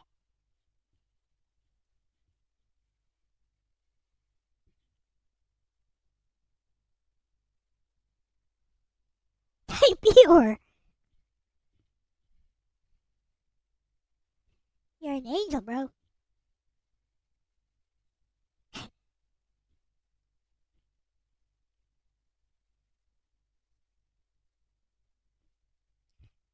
Who created God? Oh. Christians believe that God created everything, from the tiniest particles to the vastness of the universe. But if everything we see was created, a natural question arises. Godless grammar. Who created God? It's a question that has puzzled many people and challenged minds for centuries. Find the answer? Let's explore what the Bible says. When people ask, who created God? They're applying the logic of cause and effect. It's like thinking about how a tree grows from... In the Philippines, we're required to indent your paragraph. Well, yeah, we follow American English rules. So, yes? From a seed, that which in turn came from... Oh, you're not required to indent your paragraph now. I know, maybe it's the same thing here nowadays. How should I know? From another tree. This line of thinking makes us wonder. Everything we know has a cause, then what caused the universe? And if we say God created the universe, doesn't that mean someone or something must have created God too? This question stems from our human experience of the world. In our lives, everything follows a pattern of cause and effect. Every event has a reason, and every object has a creator. But the Bible teaches that God is different from everything else. He isn't just another part of the universe that needs a cause. Instead, God is described as the uncaused cause, a being who exists outside of the cause and effect chain, governs our world. In the universe, several fundamental rules govern everything we know: cause and effect, time, space, and change. For instance, time is something that affects every aspect of our lives. It tells us how old something is and how long it will last. Everything we experience happens within the framework of time, moving from the past to the present and into the future. Yet the Bible describes God as eternal, existing beyond the boundaries of time. He has no beginning or end, which means he doesn't age or change. God is timeless.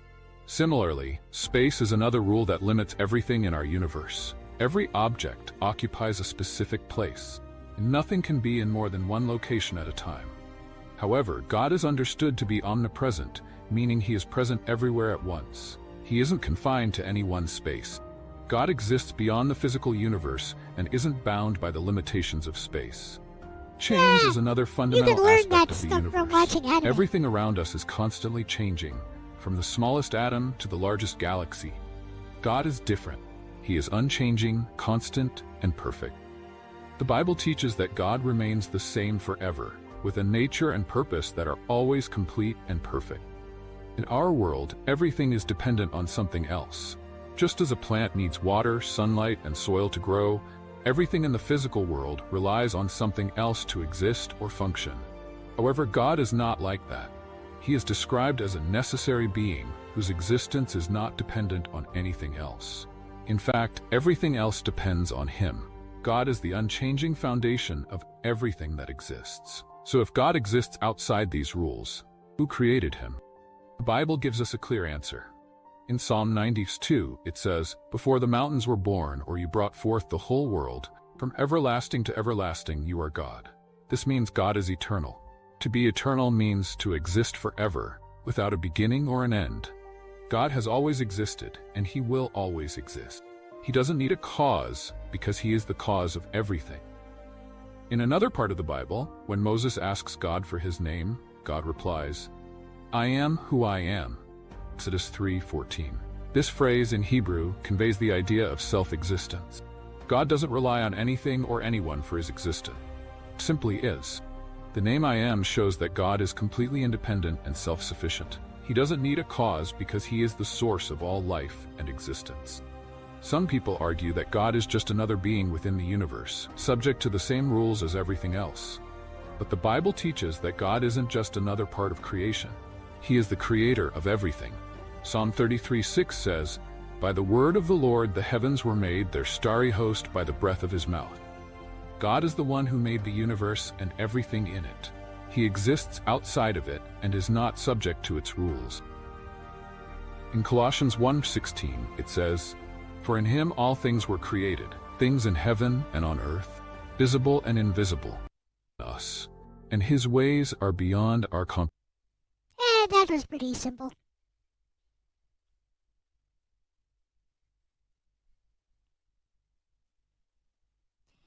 As for your comments about anime writer's work, I got one for you. See, it doesn't matter what inspired your writing style or whether you're copying a particular writing style or not. It's all about execution, baby. That's all you need, execution. The pedigree doesn't matter. It's all about execution. If your execution work, you become super popular. Like how anime has overtaken American cartoons nowadays. Undisputed, indisputable fact.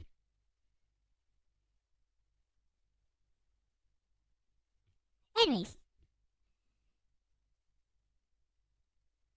Only 399 subscribers. It was okay.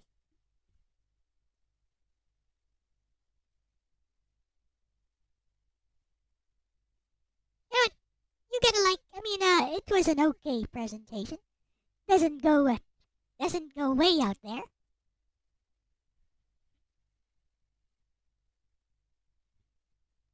Near-death experience. Myuho Rengekyo. Unified field of bird. Chanting Nam Myuho Rengekyo. Middle. Oh, ah, ooh, ah. Bless.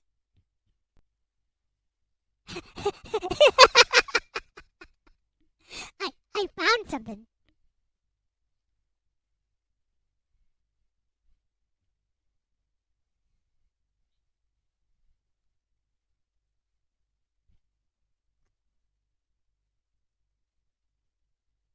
Yeah, It originally was American execution. Maybe they need to, their writers need to rethink how they write nowadays. Go back to their roots. Anyways, what happened before creation, incredible Bible, anonymous prophet, their truth about Greek gods. The Greek gods. Let's go. In ancient Greek mythology, there were 12 gods called Zeus, Hera, Poseidon, Demeter, Athena, Apollo, Artemis, Ares, Hephaestus, Aphrodite, Hermes, and Hestia. They were called Olympians because they lived in Mount Olympus. They were immortal but looked and behaved like humans. There were also gigantic beings known as Titans, and hybrid beings known as demigods that were a mixture between a god and a human. But what if there is something far darker about the Greek gods and the other creatures of Greek? I don't really care about that sort of stuff. I only know that I like what I like, and that's all I like. That's all that I like. I know the things I like. I know the things that appeal to me. As for the pedigree and history and whatever nonsense, or origins, or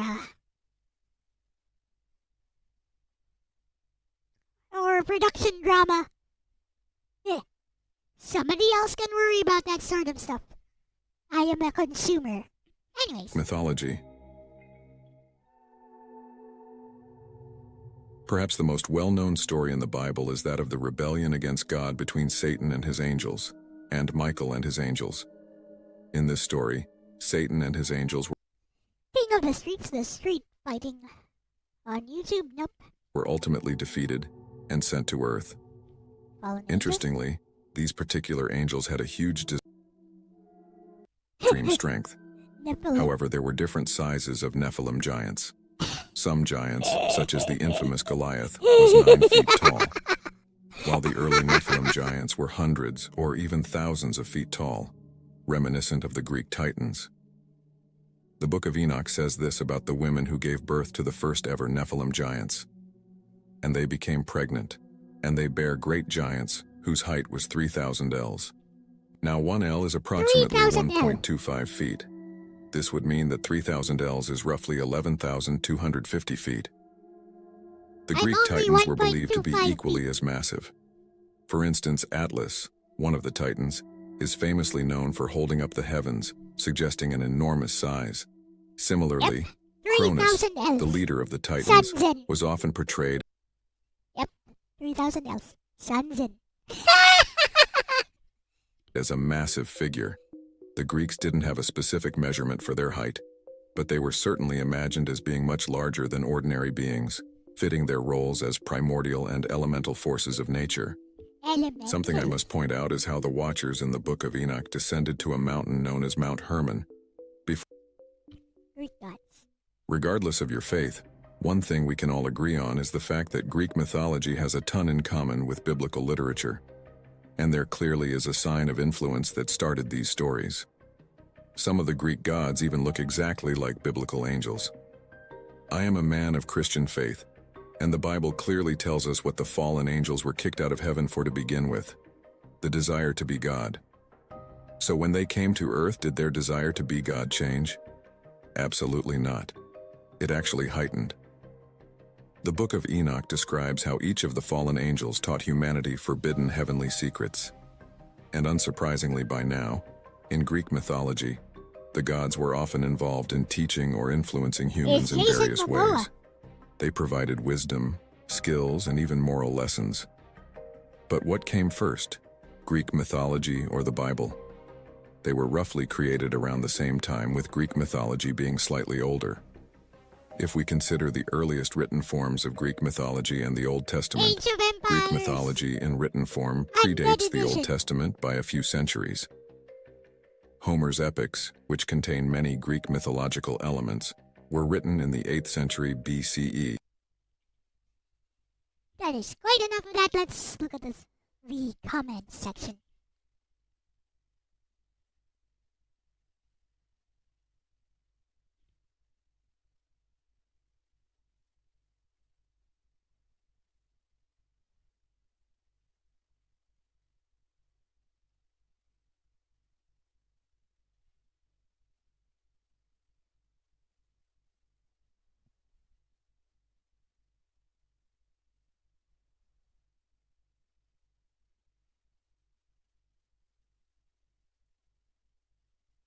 Boring.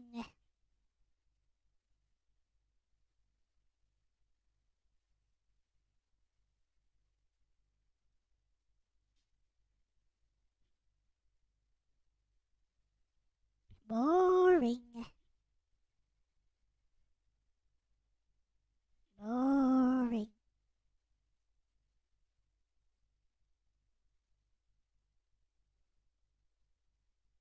Boring, boring, boring, boring.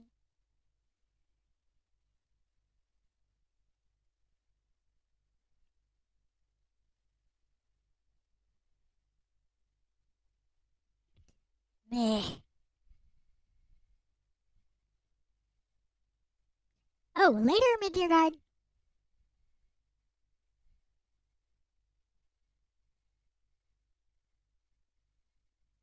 Alright, this is getting boring.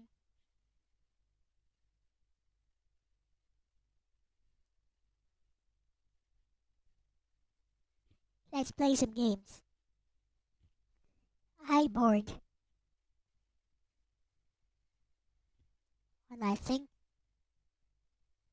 The blade is there to guard those boundaries. Here's my license. Why don't you come and get it? Drop the knife. Fuck you. What is this?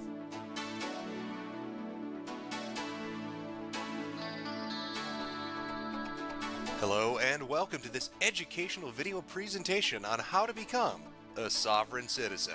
It is our hope It's a that at the parody, end of isn't this, you will have all the information necessary to It's a live parody, as a isn't free man. Now wait a minute, I hear you asking. What is a sovereign citizen? Well, simply looking at the etymology of the word gives you a better idea of what it is. Basically, it's living the life that Jesus and George Washington wanted you to live. And by paying close attention as we go step by step, you're going to understand how to exercise your rights, recognize your rights, and deal with law enforcement on the scene. Did you know that most people are unfamiliar with the fact that police officers are child-hating baby rapists? It's true. Would you take a ticket from a baby rapist? I certainly wouldn't. And after this video, you won't either. So enough with the introductions. Let's get into the video. Okay, it's a parody. Whatever. Alright, fine, let's watch it. Am I being detained? What's that? Am I being detained? Am I being detained? Are you educated? Am I being detained? Am I being detained? Am I being detained? Am I being detained? These 4 simple words are all you need to remember when you encounter a police officer. They act as a constitutional ward against being arrested. In fact, when a police officer hears you say, "Am I being detained?" they are legally obligated to leave you alone, no matter what the circumstance. However, occasionally you're going to run into a police officer that does not follow the color. Bruh. What if you are actually violating something and, Mr. Policeman says, actually, yes.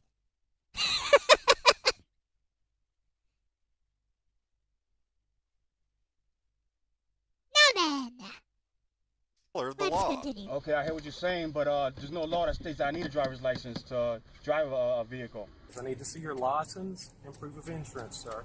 Can you prove that I'm driving? Remember, your typical police officer is mentally handicapped because they are so incredibly rich. Can you prove that I'm driving? That is amusing. Let's hope. Retarded. Barely 90% of the National Police Force is capable of reading. That's 90% illiterate. Asking them a question will confuse them long enough for you to leave the scene. If that doesn't work, try jingling some keys in their face. They love to play with shiny things. But let's say, for the sake of argument, that the police officer still has not left you alone. You're going to need to explain to him that you are a free man, and that free men travel. They don't drive. It's just, sir, I don't feel that I've done anything wrong.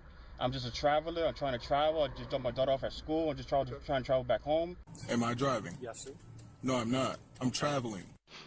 This is my automobile that I travel in whenever I feel like traveling. And this is my homemade plate, which I have made. Now, these 3 simple rules, am I being detained? It's unlicensed. I am not driving a vehicle. I am a traveler. are usually enough to get you out of any situation, whether it be a high-speed chase or a double homicide. But just to be safe, always ask them for a business card. Okay, I don't tell you anything. Really? Yeah, you don't know how it works, do you? Let me see your. I don't. Let me see your card or something with your name. I'm going to give you my name. In fact, I'm going to put it on the parking ticket after I tow your truck away. I need business cards. I need business cards.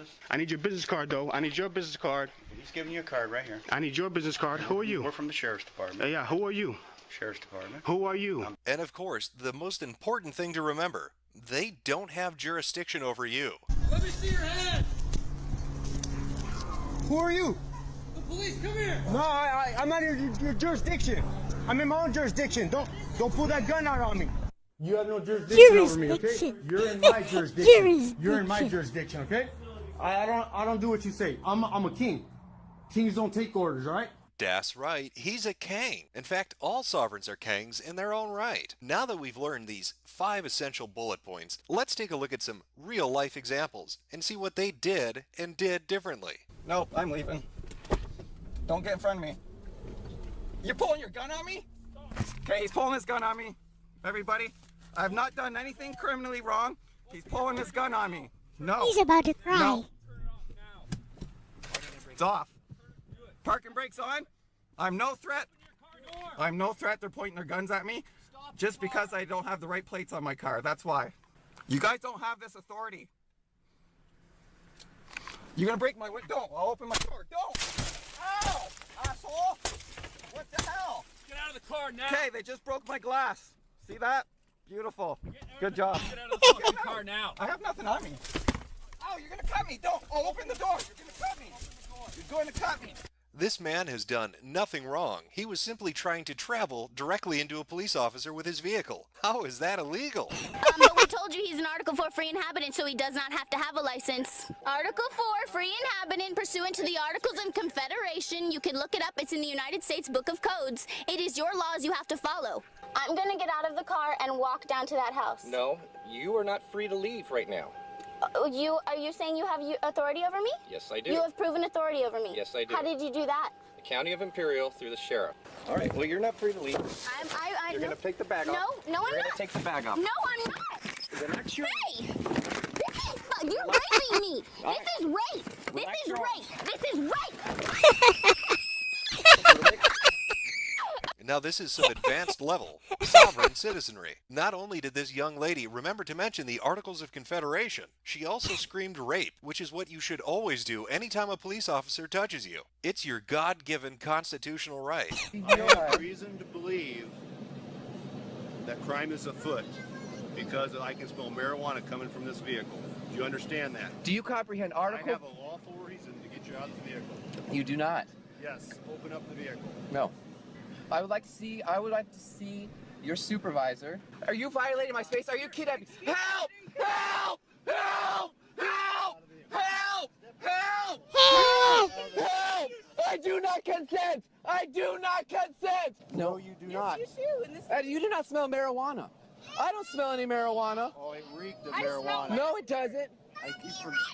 We don't smell any marijuana anywhere. Are you assaulting me? You're assaulting him. We denied it. Help! Help! Help! Call the police! Call them! Sure, we are the police. No! No! You're trying to attack my nuts! That is not proper use of that device! Stop it! Have you been trained in proper use of a taser? Another man having his rights abused. That officer did not smell marijuana. The driver told him so. And then to tase him in the balls? What is he thinking? Yeah, I think there is a good part. What you may have is the opportunity to read. Whoa, whoa, whoa. Hello, Asa. Welcome. This is assault. This is assault. You've broken my windows. I do not consent. Alright, that's enough of that. It was funny anyways. Let's give it a like.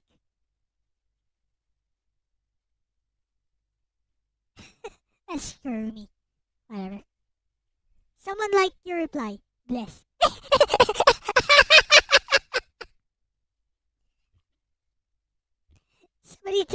Somebody took these seriously. Let's take a look. Bliss. Bliss. Yep. Just type in bliss.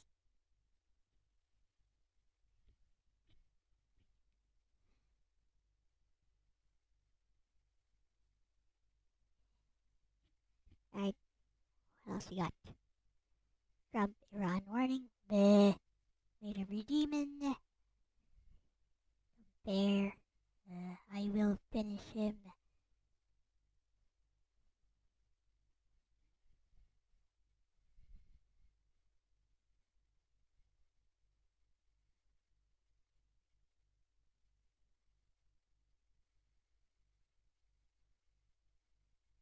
In a world where we're constantly surrounded by symbols, it's important to understand their true Hey, meanings, super nerd. especially as Christians.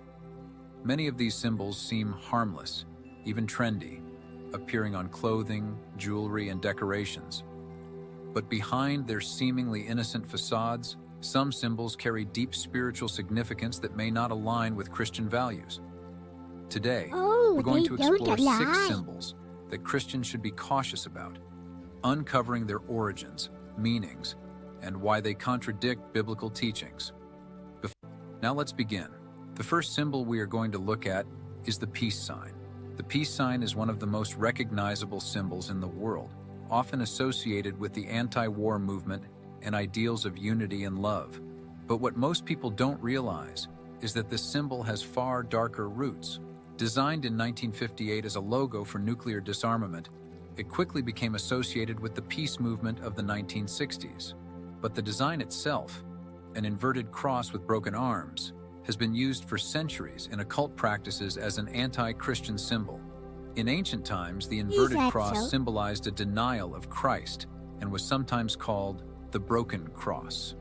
It's even been associated with Satanism as a way to mock the crucifixion of Jesus. For some occult groups, it's a symbol of false peace, a peace achieved apart from God.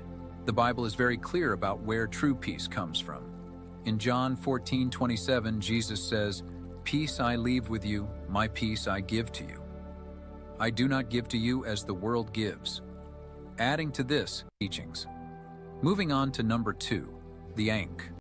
Number 5, the Ouroboros. The Ouroboros is a lesser-known symbol but has significant meaning in occult traditions. Depicting a serpent or dragon eating its own tail, it represents the cycle of life, death, and rebirth. This symbol first appeared in ancient Egyptian and Greek cultures and was later embraced by alchemists, Gnostics, and various other esoteric groups.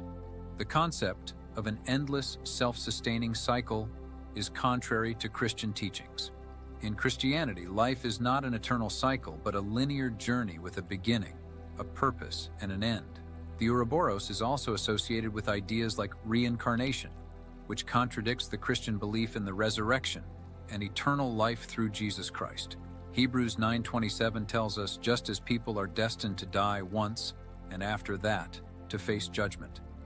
Beyond its associations with reincarnation, the Ouroboros also represents the idea of self-sufficiency and the belief that all things can regenerate. Boring.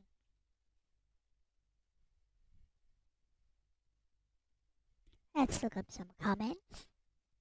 Please grant peace, health in Jesus. Amen. So grateful you need to cross, keep the devil away. To believe in Jesus. True Lord, the more we know you, I have learned that sometimes we value trinkets or items. Yeah.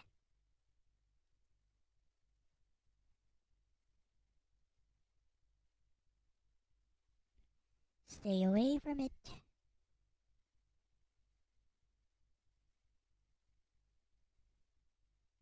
Let's look up some Christian stuff. Let's look up some actual Christian stuff. DMT, the spirit molecule.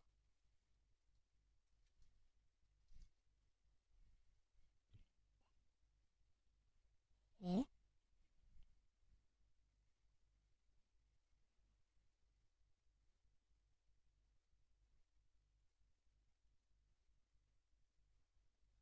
Is it? Is it? Which one?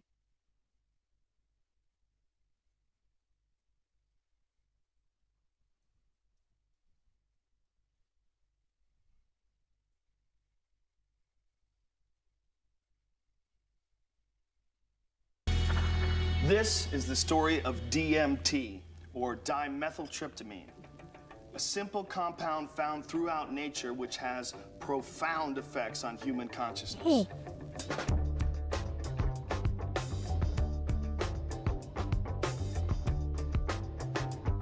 Why is Joe Rogan DMT, presenting spirit that? molecule. You know, it's a conundrum, it's a paradox. DMT is astonishingly widely available in plants and animals all around the world, but so far nobody really knows why it's there. Why is DMT in our bodies? Why is it in plants, in all sorts of mammals? What is the role it plays in humans? And that was one of the original findings that led me to start looking for a spirit molecule, for a compound in the brain that elicited mystical experience. What does it mean? Why is there a part of the brain that seems to be, for lack of a better word, a God detector? I'm actually quite convinced that we're probing the biological basis of moral and ethical behavior. Well, it's a miraculous way for us to transcend ordinary reality and obtain maybe an intimation of what's necessary for survival. I think DMT is a forcible reminder that there's a lot more about reality, the universe, ourselves, the biosphere, whatever, that there's a lot more to it than we imagine. DMT's live stream. End of story. FF7 explained it.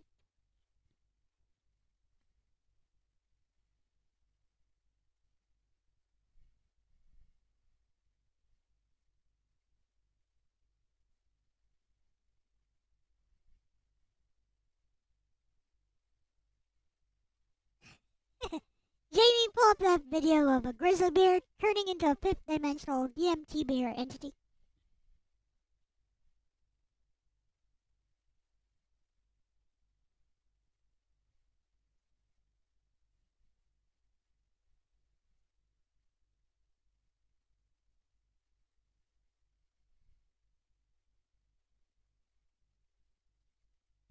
Bliss.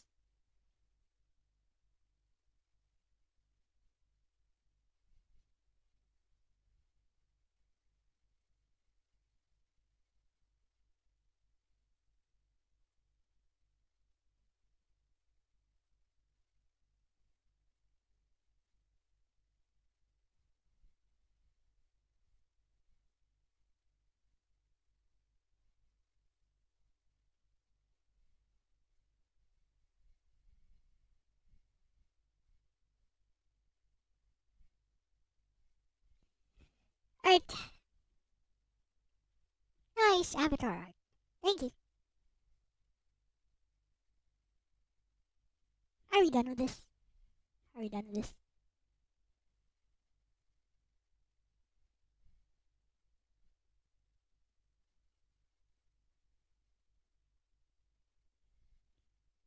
What's this? Trump proclaims victory.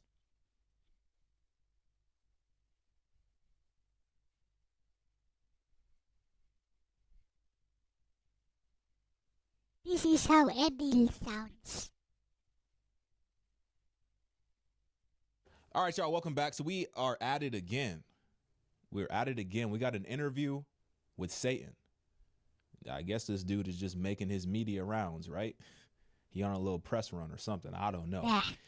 But, you know, yesterday we watched that. Boring. Mudra. Boost your energy. Vital flow.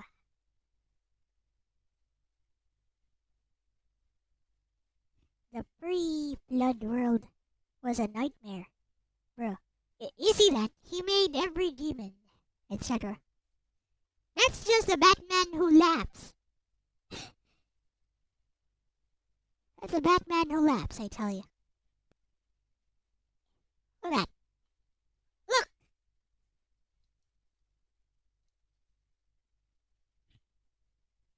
See? You see?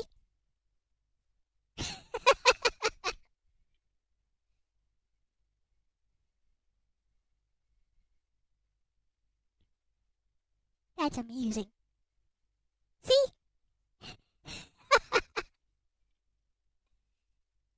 That's funny. Alright, we done. I am so done with this stuff.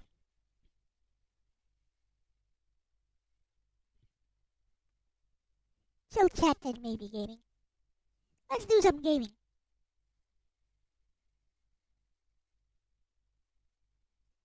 I'll do some writing later.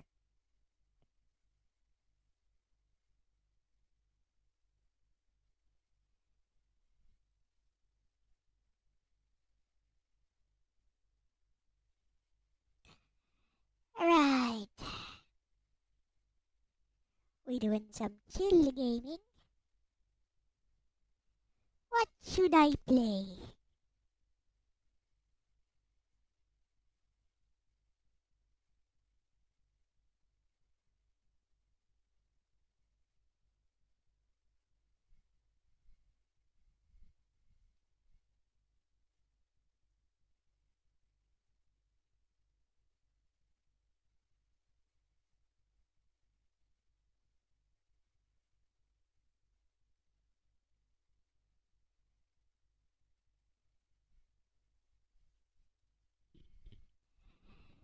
I'm getting bored.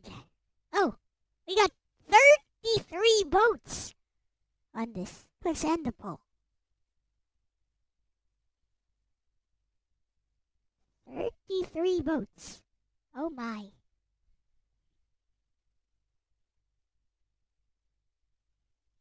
Alright, let's end this poll.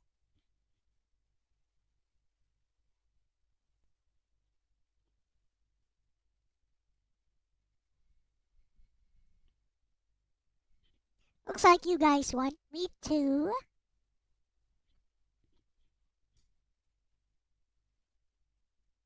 guys ever get this? It takes a while for the chat window to load. Also, don't forget to hit that like button, like this. I hit my own like button. It's okay.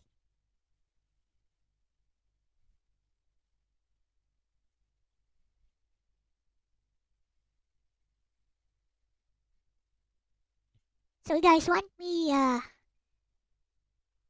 to narrate the story that I will write today. Okay, we can end this. End this poll, I mean. Alright. You're tired and sleepy already.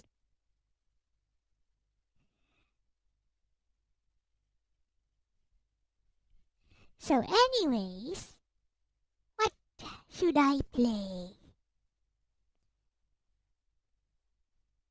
Had a good Halloween. Yeah, I'm writing a story about that. I don't know what to play. Let's do some writing instead. Alright, first of all, how about some chill JRPG tracks?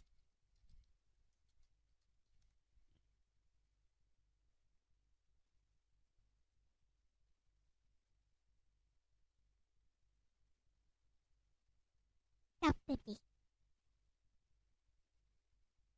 Noise.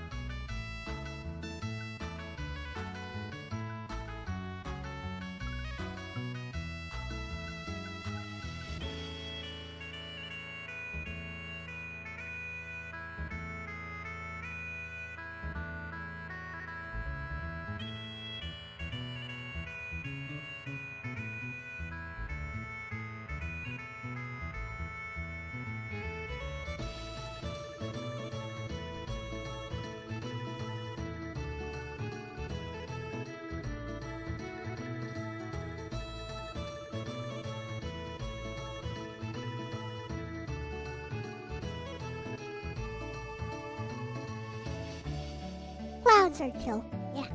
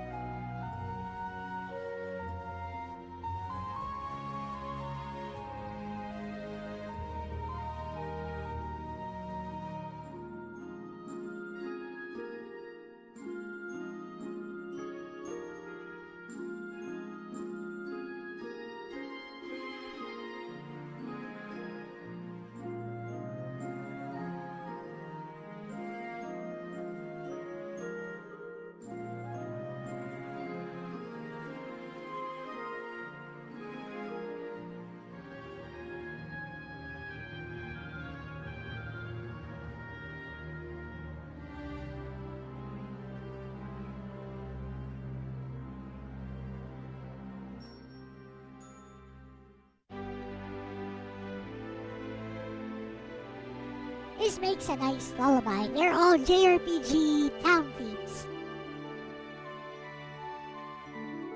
There you go. From Romancing Saga.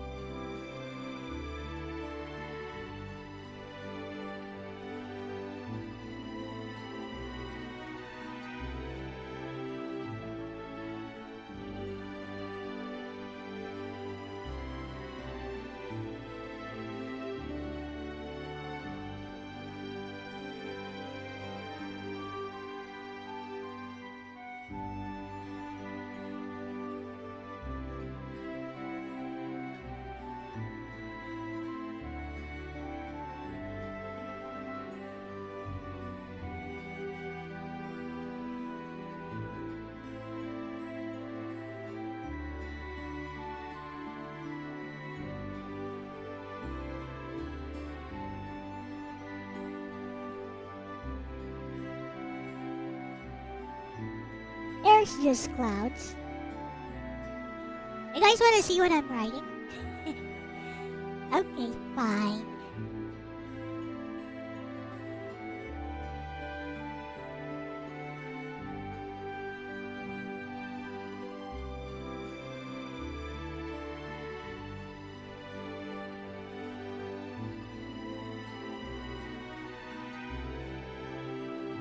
Hello, Elijah.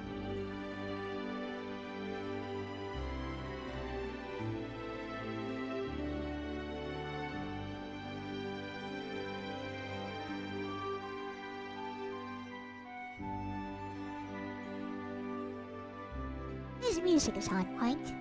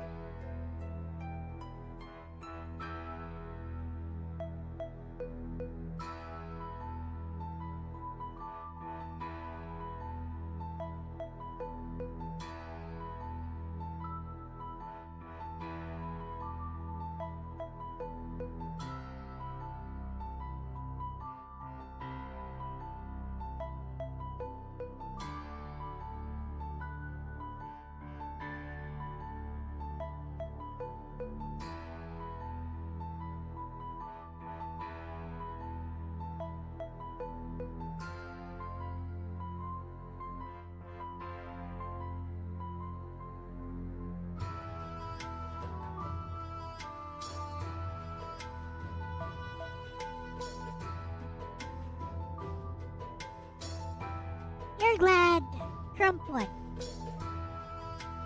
I see, I see. Bliss.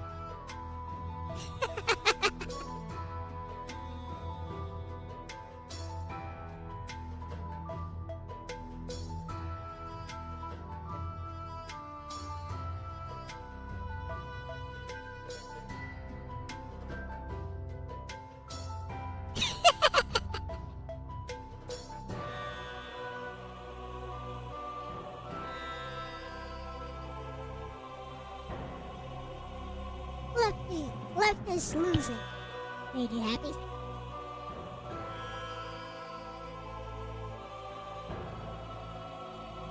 Hey, if it hurts the whoop, I'm all for it.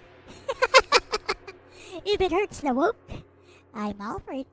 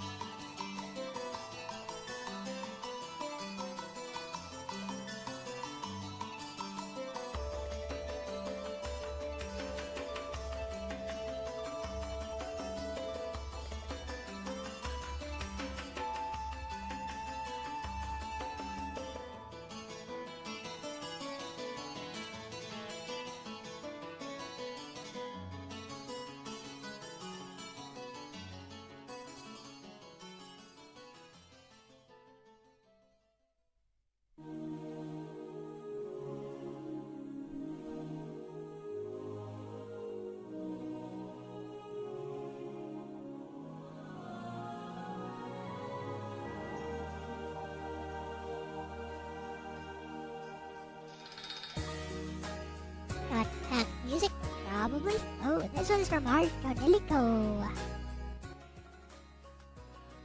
Perhaps the previous one. Yeah, this is from .hack GU.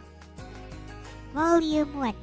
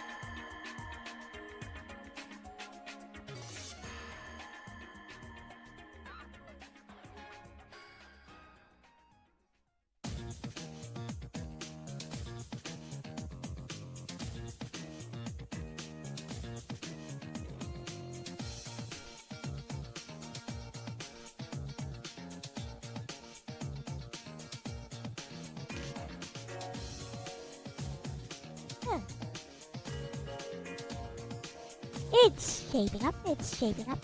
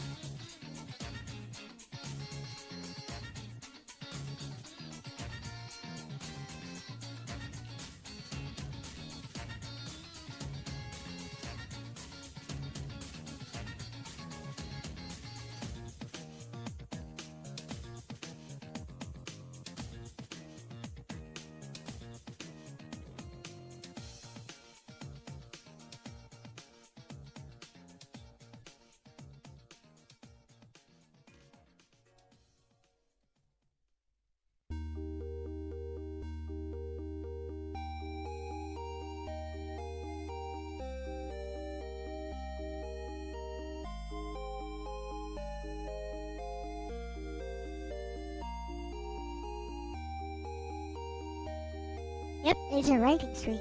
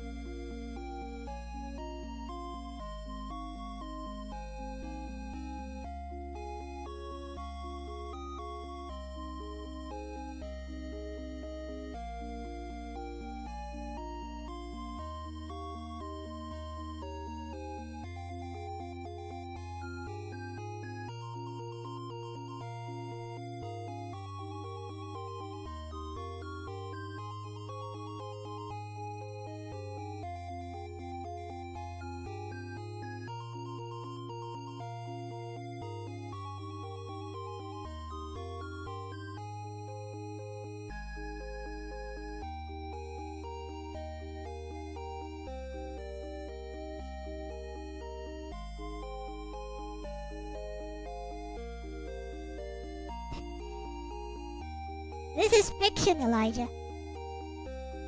It's a story.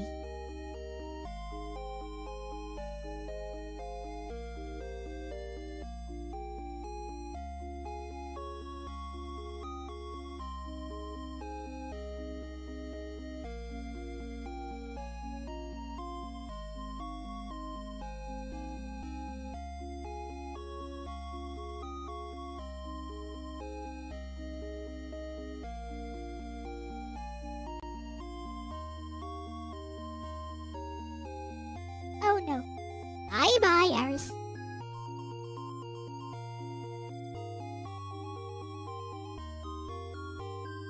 Let me tell you guys the background of this. This story was inspired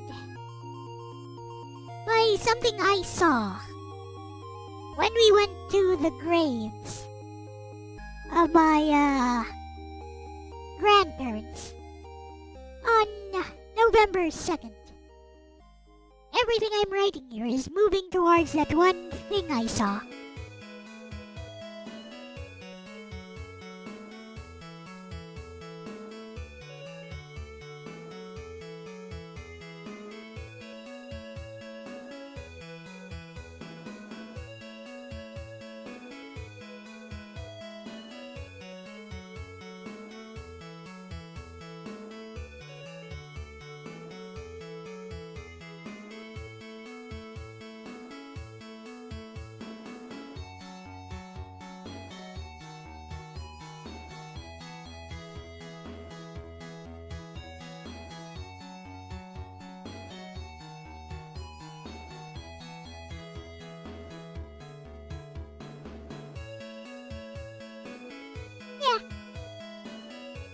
It's inspired by one particular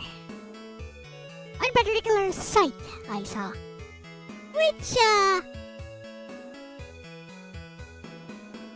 which we'll get to eventually. That's the twist in this story.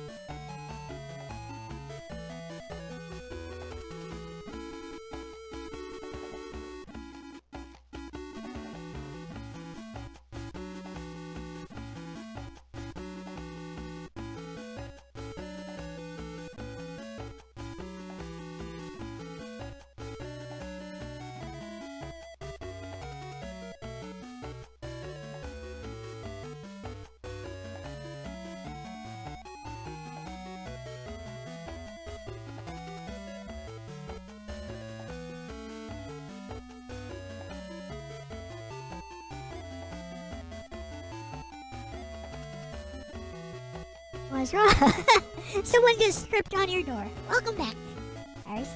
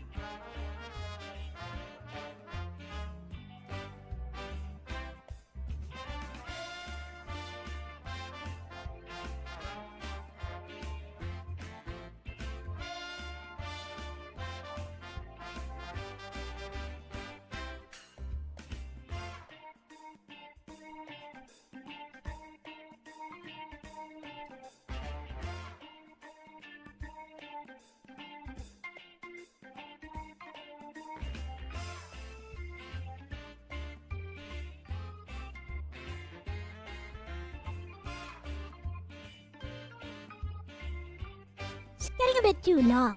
Maybe I should wrap this up. Needs to be just long enough so I can read it as a bedtime story.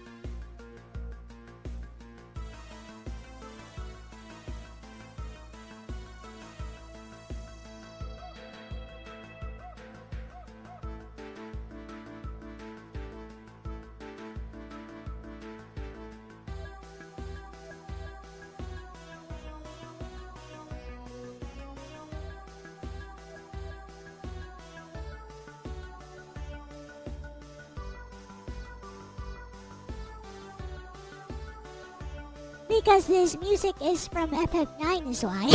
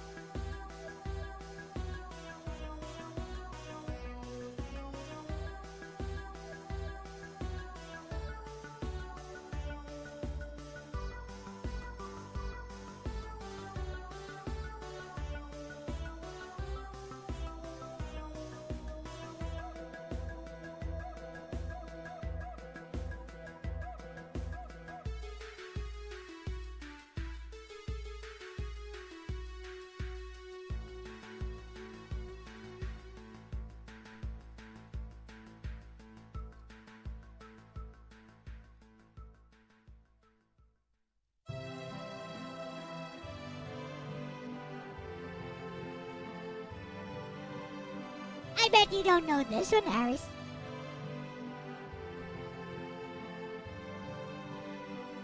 Huh.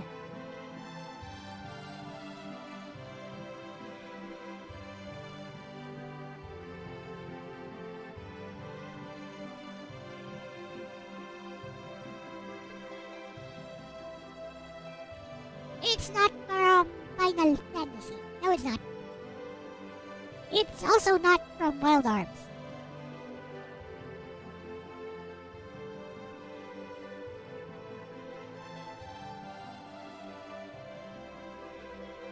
It is composed by Motoi Sakuraba.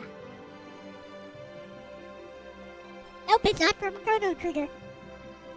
Chrono Trigger is Yasunori Mitsuda.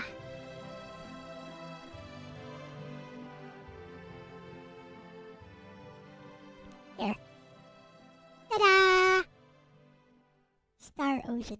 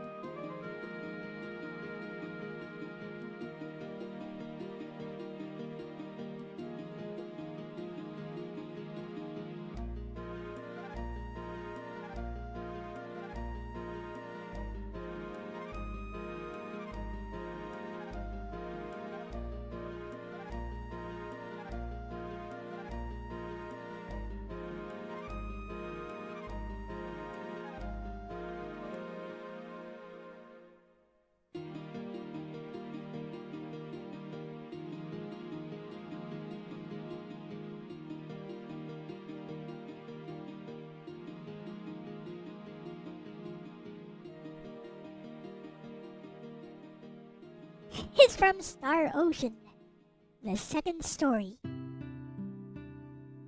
That previous one was from Suikoden 2.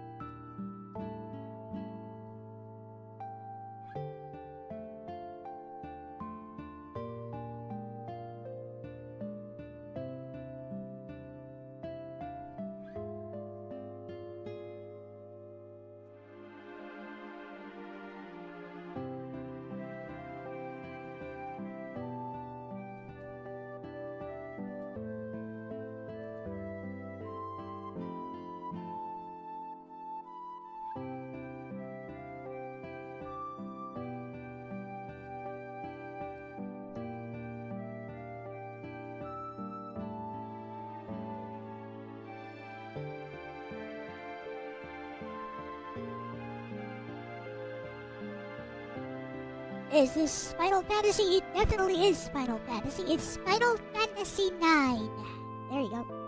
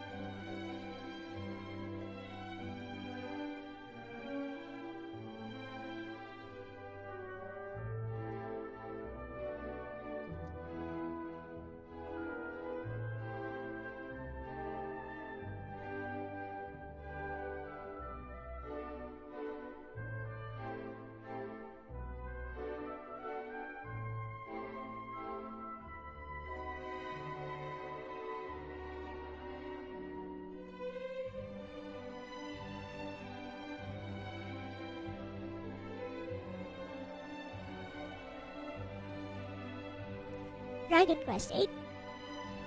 Aris is correct. It is indeed Dragon Quest VIII. It kinda sounds like it's a small world after all.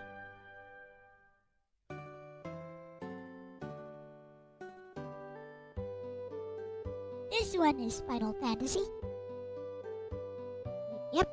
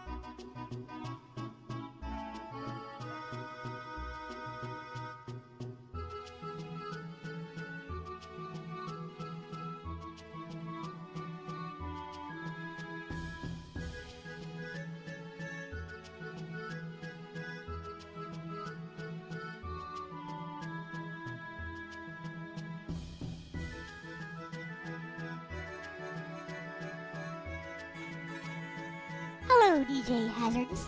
Welcome.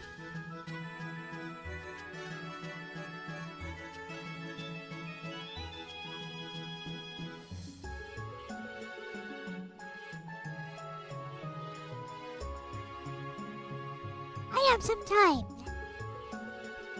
Maybe I'll record this right now. Shall we? I'm almost done. Just need to write the conclusion.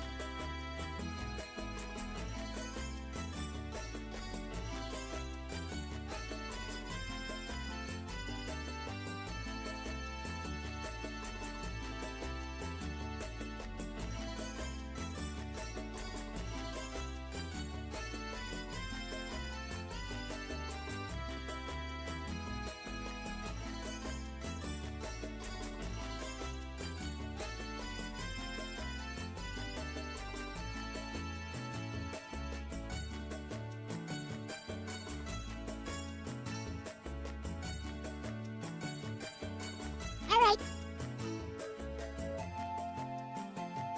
That will do. That will do.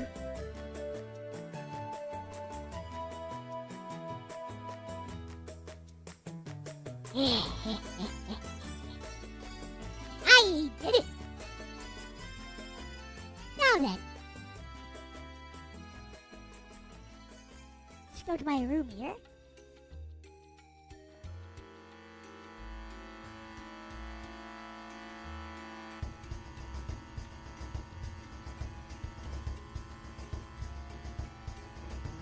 Oh, the popcorn.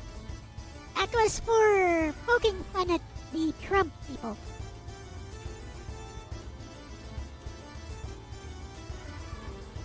Now we need some appropriate music.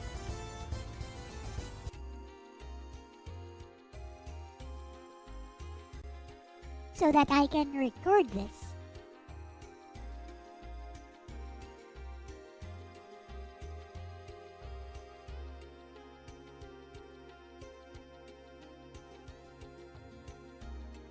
Alright. And then I can upload it tomorrow for Elle-C bedtime stories. Hooray! Well, not really tomorrow. More like later, actually, since it's already the next day.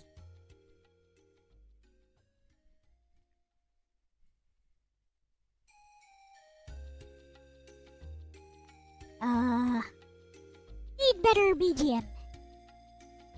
See what BGM I can use here.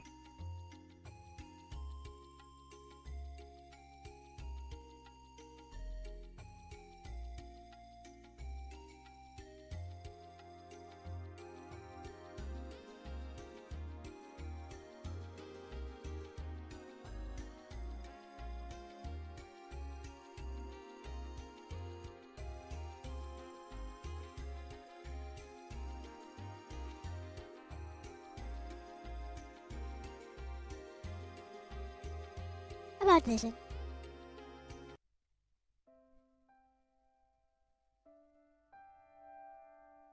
It's called There Is Romance.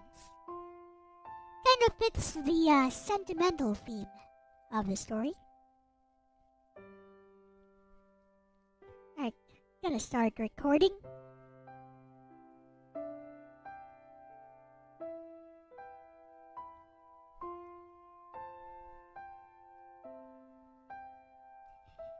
Hello and welcome to the 6th episode of Elle's Bedtime Stories. And of course, I'm doing this live today. Yep, this is being recorded live. As you can see, we have people in the chat in there.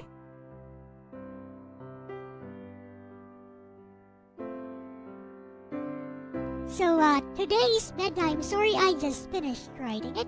It's called Candlelight, and it is inspired by a sight that I saw while visiting my grandparents' graves last November 2nd.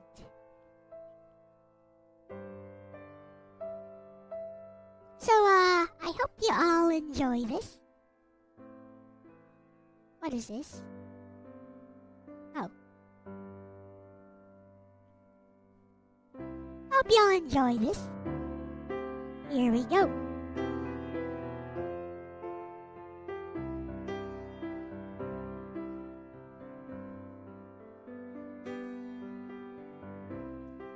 Candlelight by Elle-C. I heard the distinct metallic click as I raked away at the pins inside of the keyhole using a small pick and a wedge made specifically for applying pressure. It was a pretty basic chain lock, slightly rusted in places, but still perfectly functional. One that had been probably bought at the local hardware store, about 3 blocks from the cemetery. In fact, I'm pretty sure this is the very same lock from last year, and I had picked it with little difficulty the exact same way. It sounds a little sketchy, but actually, we were at my grandparents' final resting place. The problem is that they're locked away in a private mausoleum, and we didn't have the keys. The old caretaker was there, of course, and he did have the keys tucked away somewhere, but we always told him it was unnecessary to go back to his shack to get them.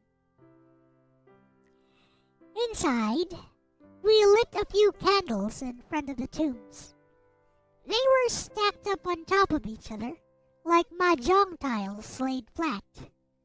My grandparents, according to my mother, were not exactly on the best terms with each other, even though they had at least 7 children together between them. They began living separately in their old age.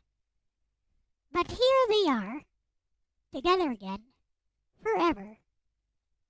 Or at least as long as this mausoleum remains standing. I suppose you could say... Wait a minute. What happened to the music? This sucks. We changed music.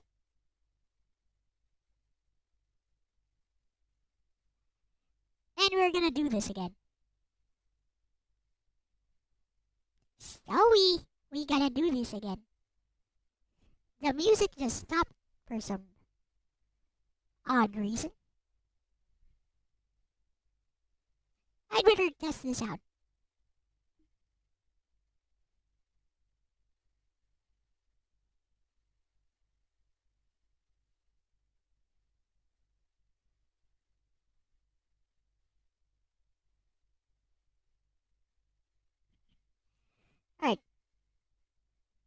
test this out.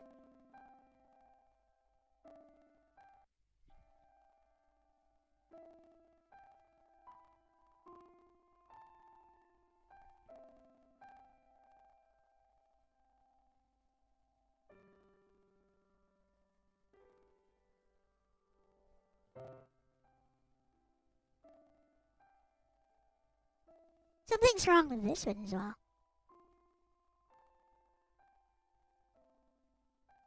Need to test this out. What is it?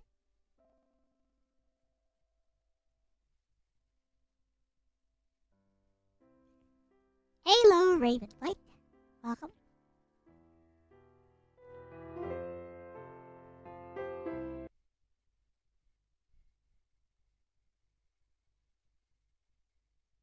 This one too does not loop properly. Sad. Alright, let's just find some other music that loops properly. I'll do to Xanarkin, I guess. That always works. Alright.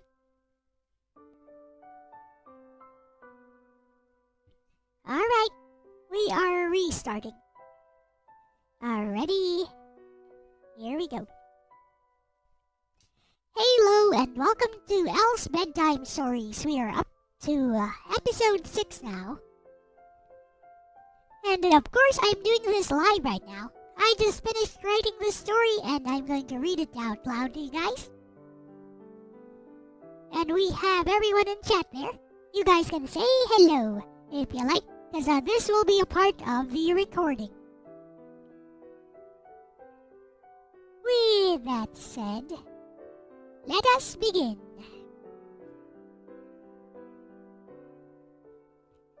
Candlelight by LCX.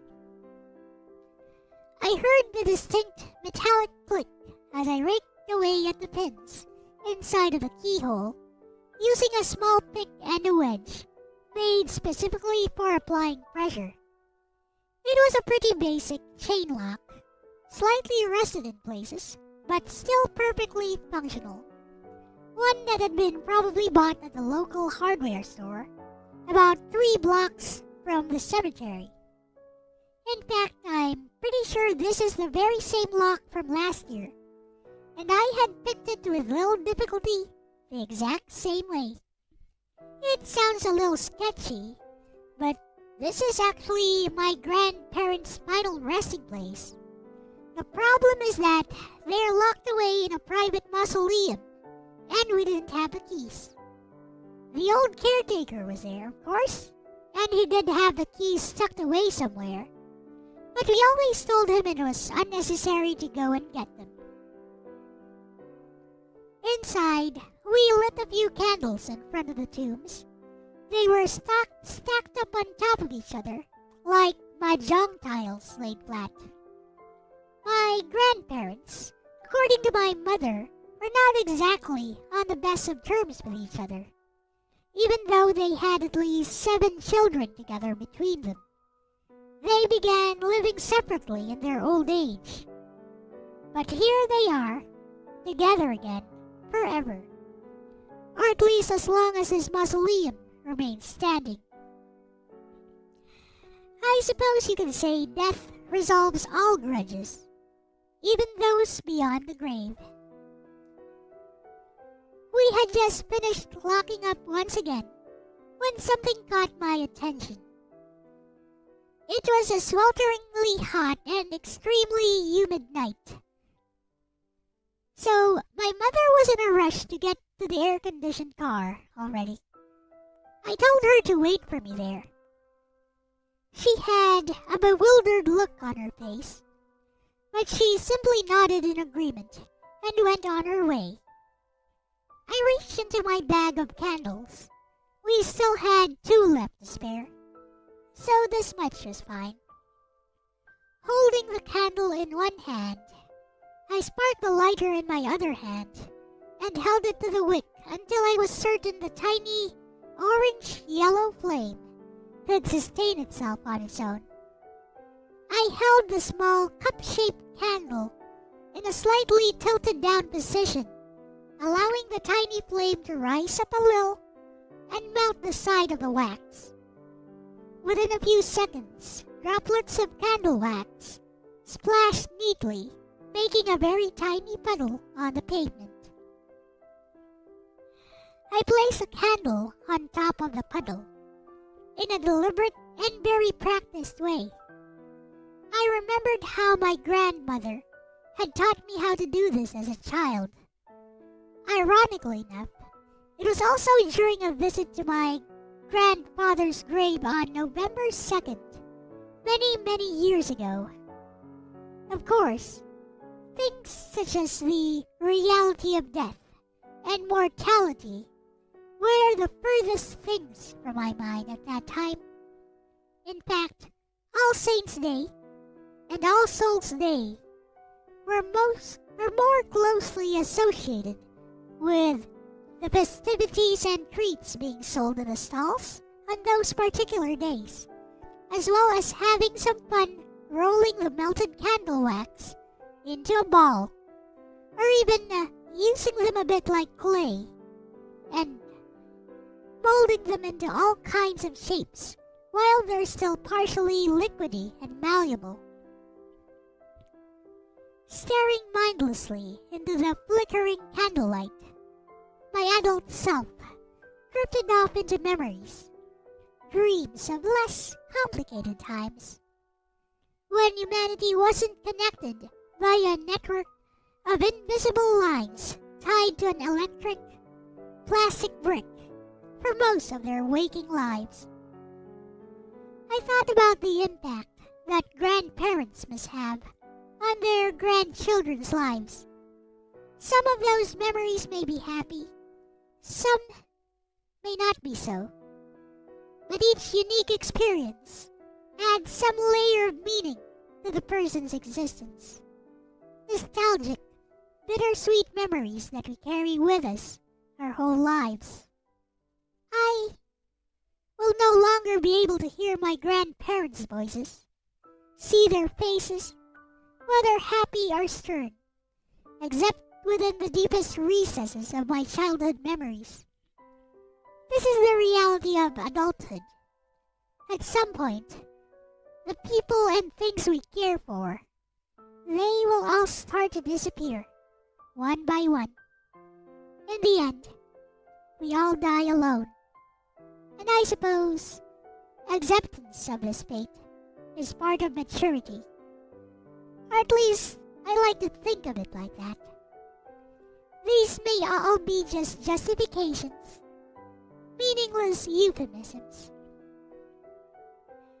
A gust of wind blew past, causing the flame to flicker and forcing me back to the present for a moment. The candlelight swayed back and forth, threatening to almost die out, but it never really did. And pretty soon, I am mesmerized back into the world of my memories. I remembered my cousin who died just over a year ago. She was the same age as me and was living life just as well as she could, although she was more of an extrovert and liked hanging out with different groups of friends as she grew up. I always felt that there was a special connection between us. We were once inseparable friends as kids, but going to different schools and spending years physically apart from each other had us going our separate ways. With that said, nothing really changed between us, even as the years went by. During the rare times we'd see each other, during annual family gatherings such as birthdays, Christmas, and other similar celebrations, there was a sort of tacit understanding between us that we were still just the very same friends that we had always been, even if we rarely ever talked. This is why her sudden decline and eventual death hit me so hard, especially when I learned that she had personally asked me to do her eulogy on her birthday, on her deathbed. Don't get me wrong. I I've never really been a fan of delving that deeply into the metaphysical stuff, and I've been an atheist for the better part of my adult life. But at that moment, in that place surrounded by the tombs and graves of people who had passed on, some that I knew in life, and others who were total strangers, all mixed together in that public graveyard, I felt a sort of warmth.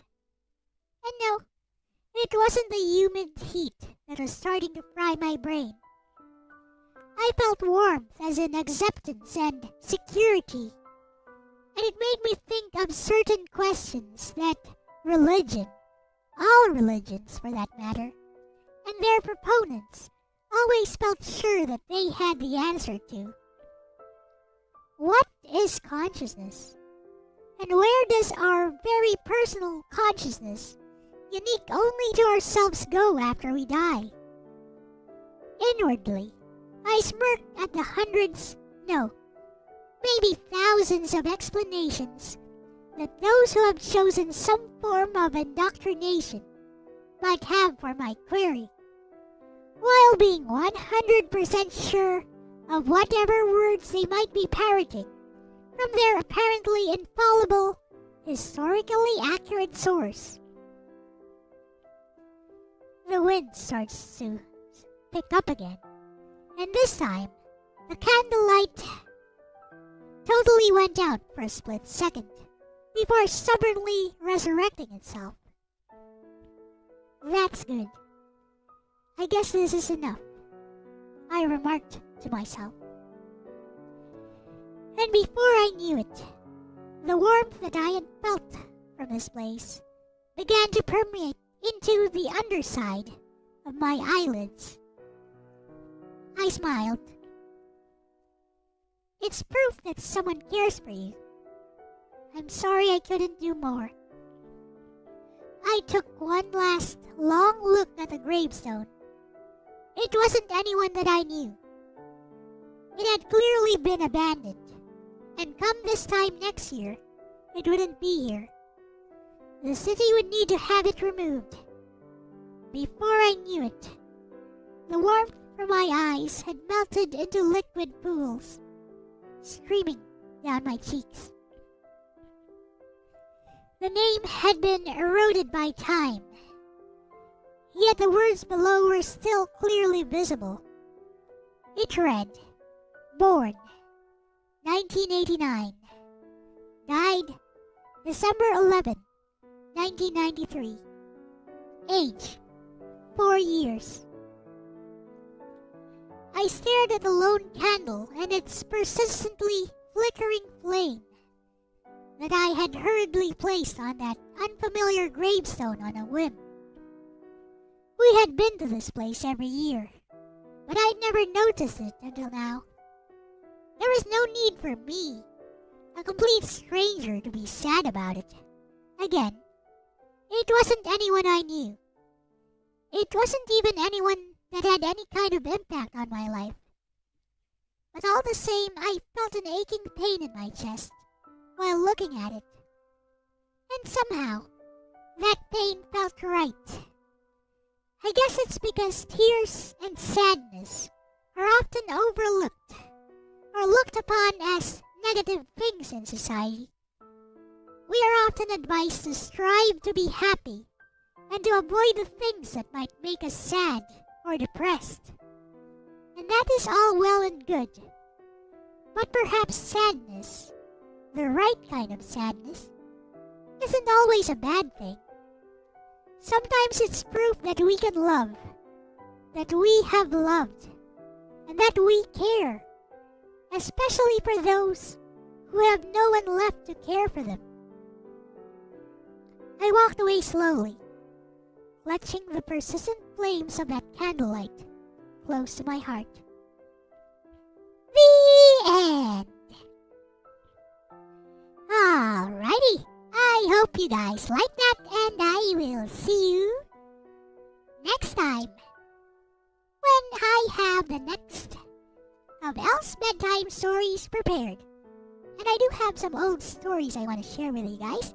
So, watch out for it.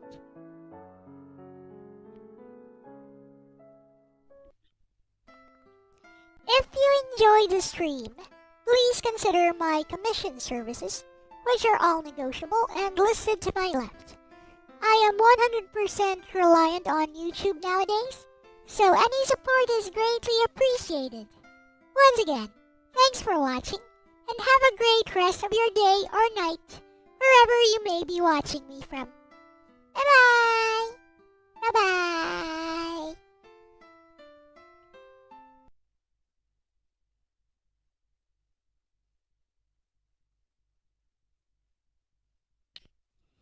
It was a recording. It was a recording. I was recording everything so I can upload it later for Elle-C bedtime stories.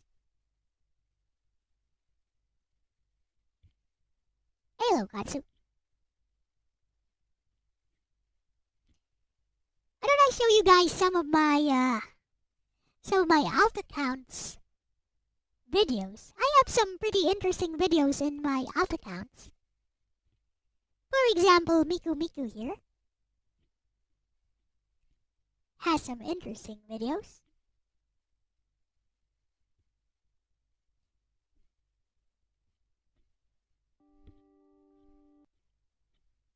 Hey.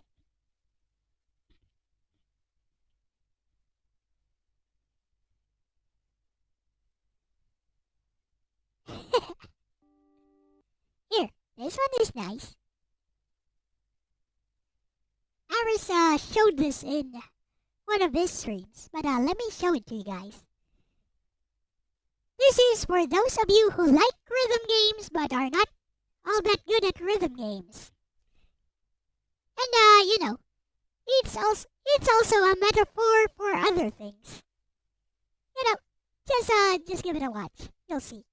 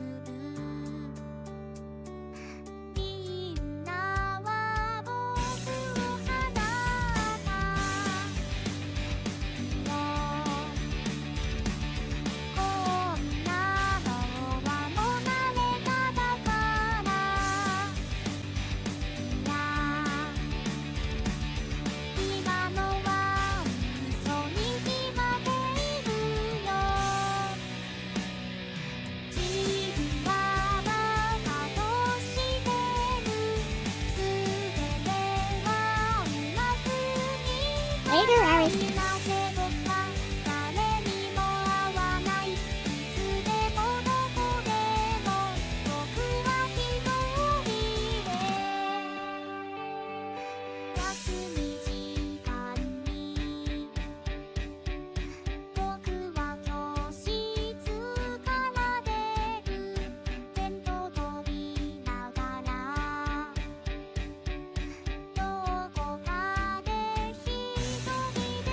Oh, you're not going yet. Never mind.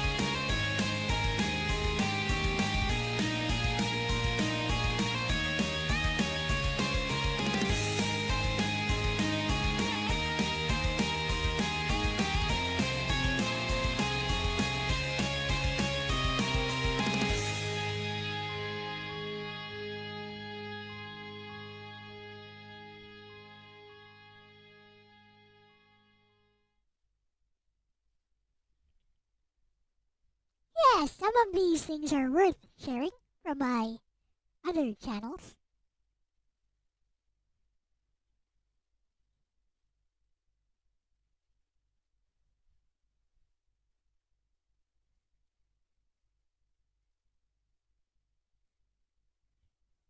Hey.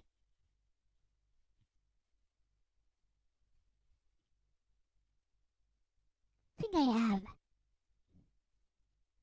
Is it this one? Hey.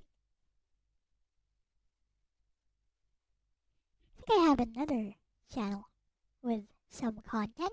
Not sure which one it is though. Is it LCX channel? Ah, here it is.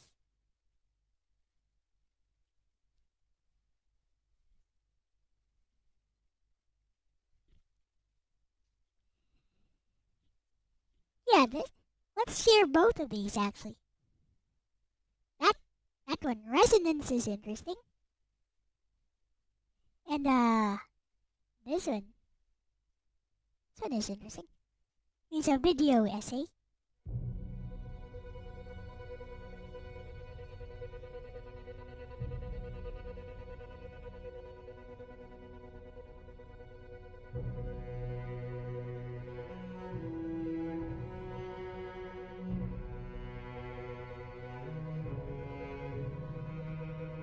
Uh-huh.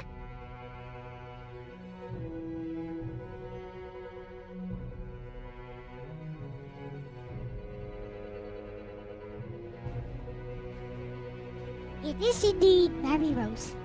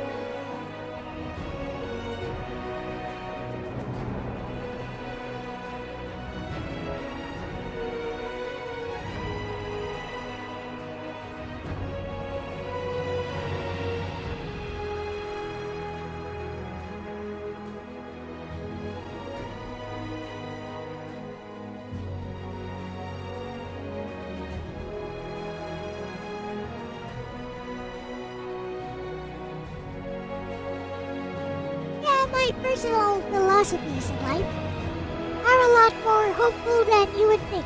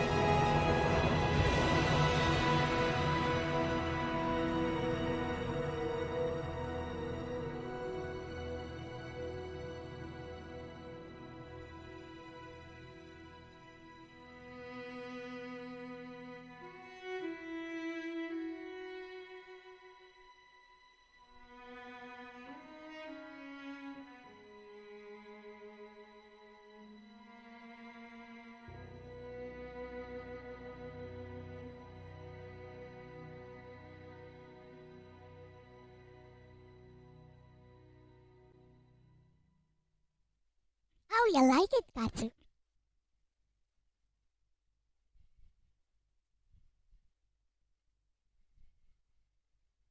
Anyways, the other one is a short story told by chat messages. This one is interesting. There's no music to it.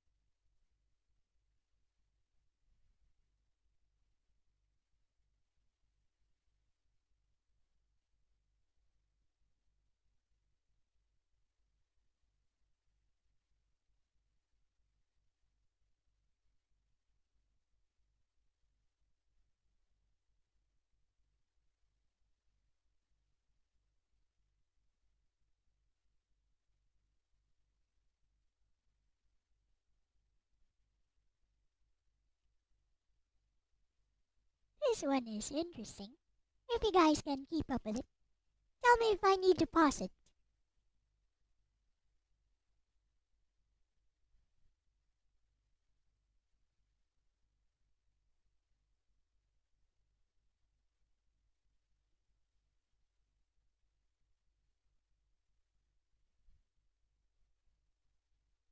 It's fine. Awesome.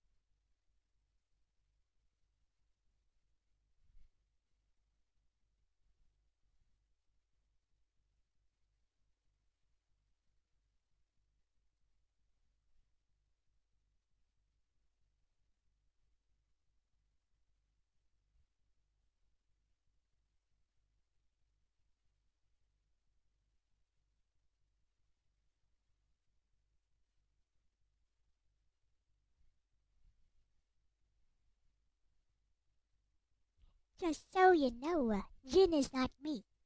Jin is based on somebody I know.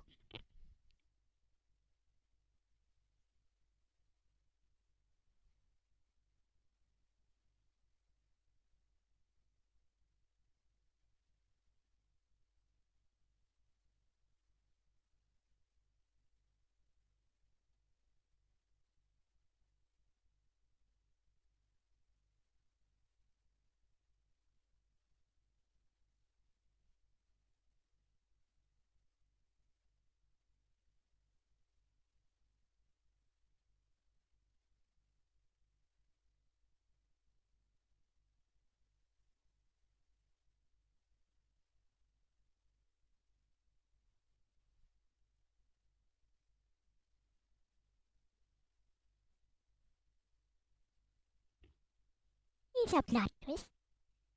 Yes, it is.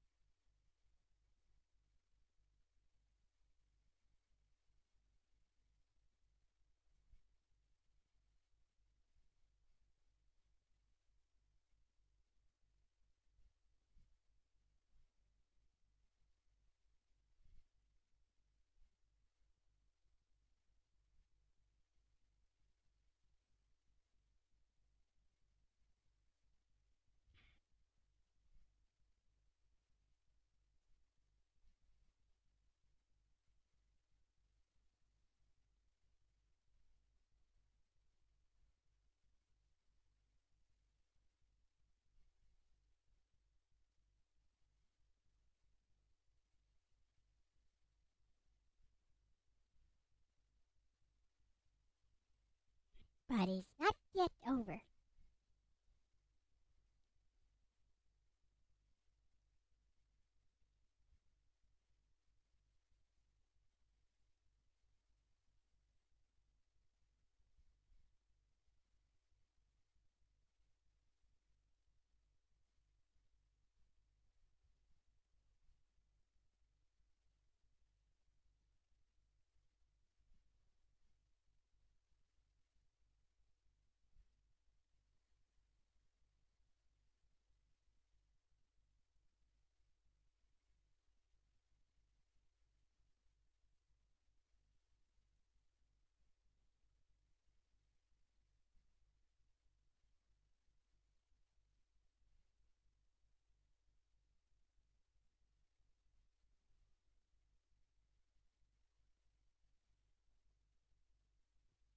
Ah, yes. You can never tell where my stories will go, I tell ya.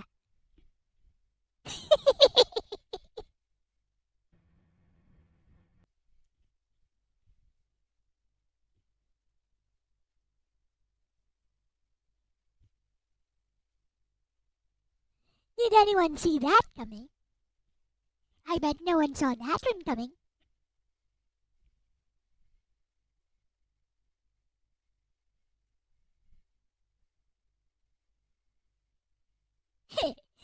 Alright. Nice story, thank you.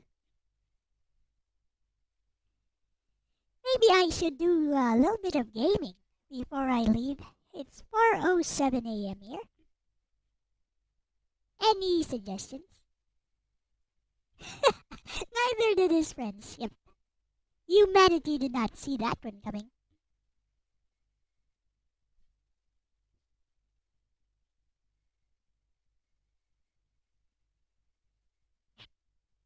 What should I play? What should I play? What can I play?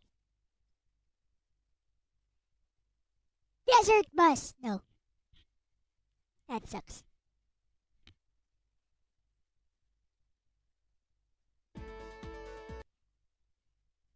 You can get Nights into Dreams for free from the Sega website. The PC version right now. My god, there are over 40 games that are totally free right now on Steam.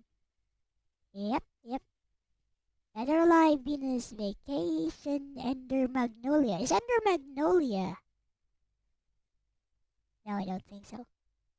Eve Nickel 2. Clinical Trial Edition. What is this? What the fudge is this? Is this hentai?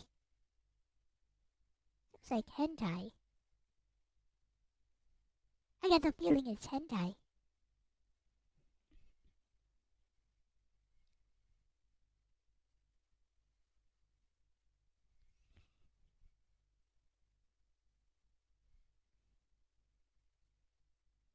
Oh, you already have Nights into Dreams? Okay.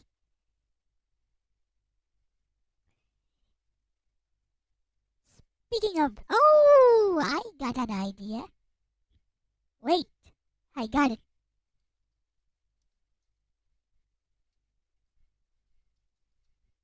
Let's see what the latest ROM looks like. Hey, I got an idea.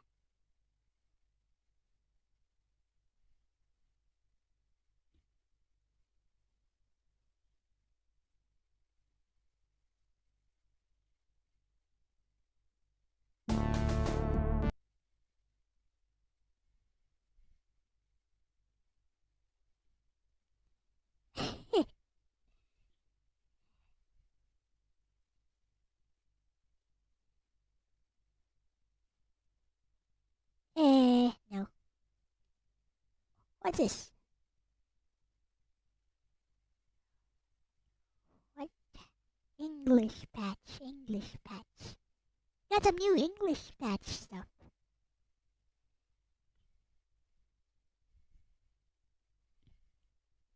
This Master System thing. But it's just Puyo Puyo, never mind.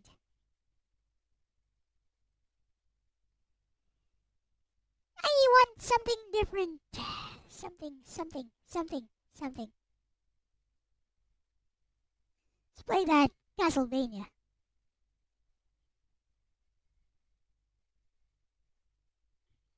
Thing.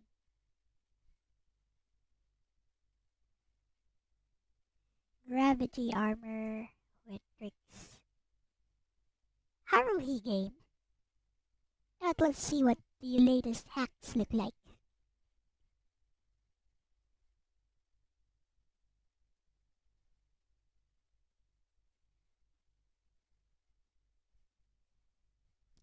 City connection? Wait, what? Claris's version? That looks interesting. What is this? And it's an NES game, so yay. Might as well try Miners as well.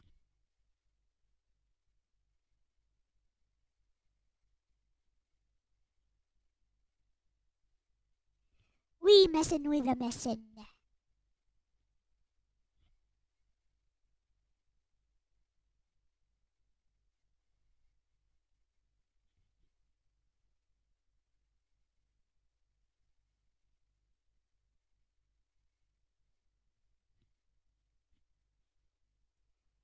Probably NES version, but with Claris in it. Oh, okay.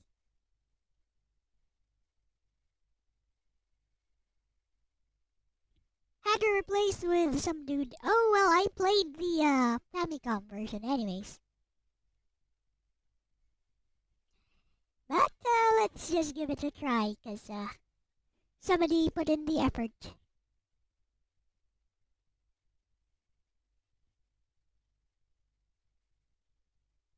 Might as well.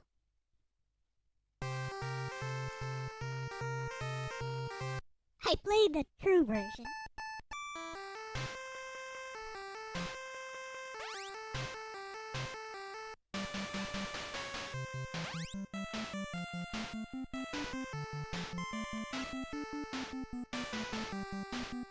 La la la la la la.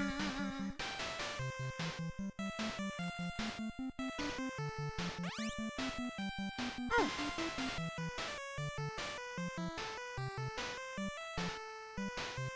Fudge. Ah!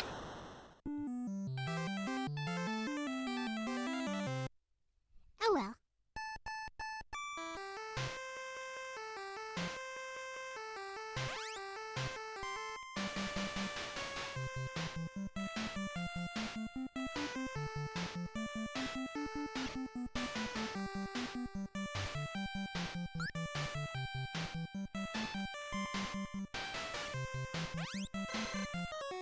I hit the kitty. Sad.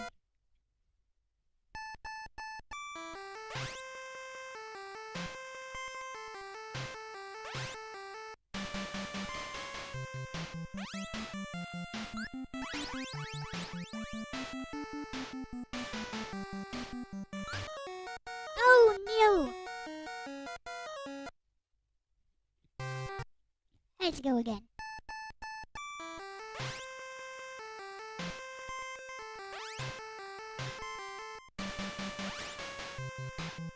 Beep, beep, beep.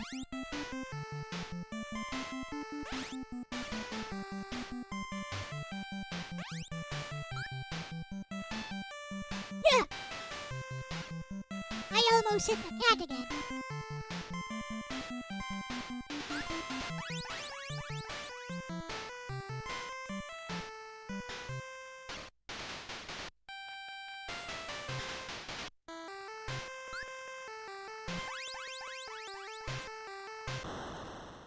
Bang.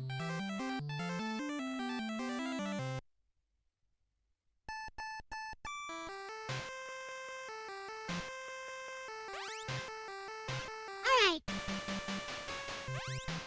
Beep, beep, beep.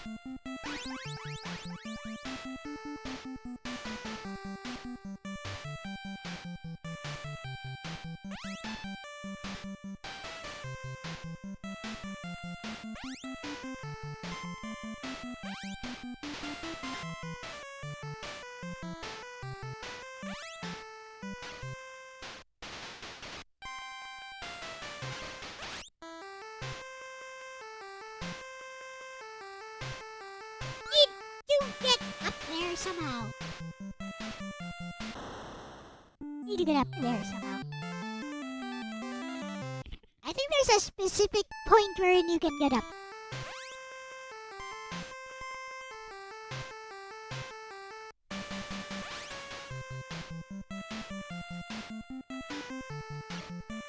Let's try from here.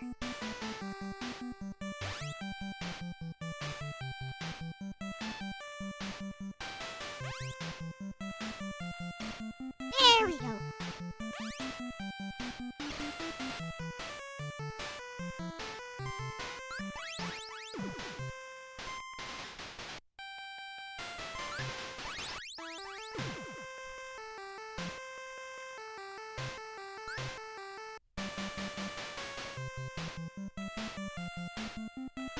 Ah!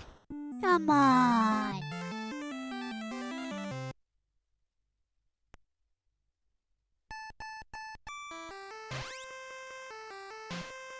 Let's clear this.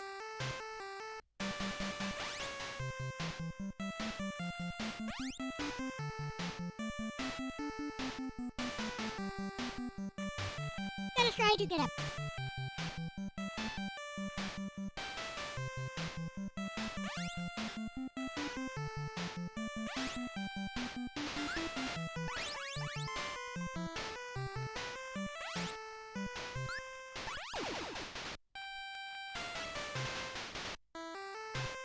Yeah.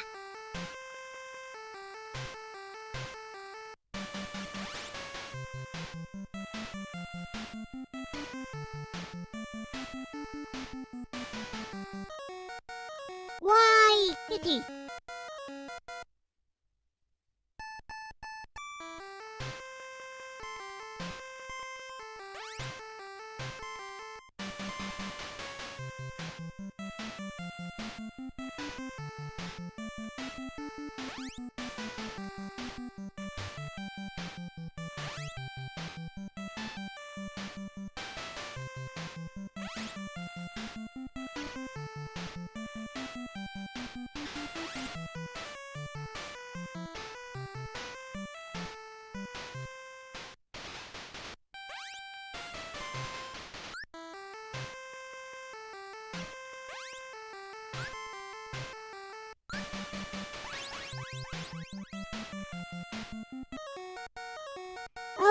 come on.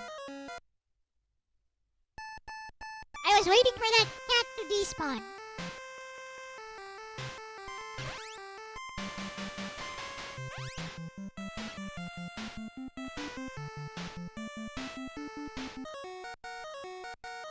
Always that cat.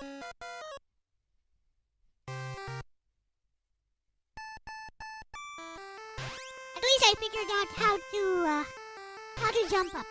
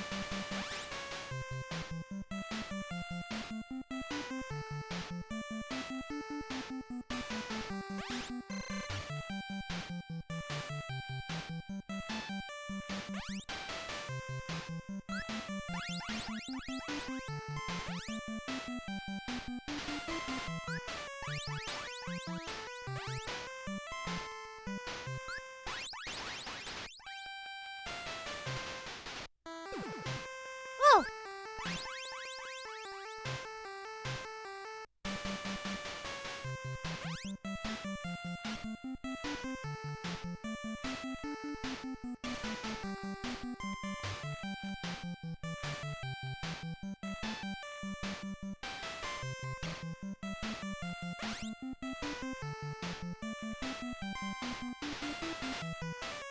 Oh!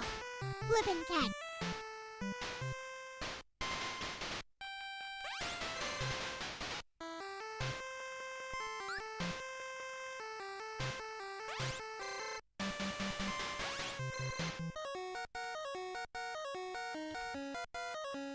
Okay.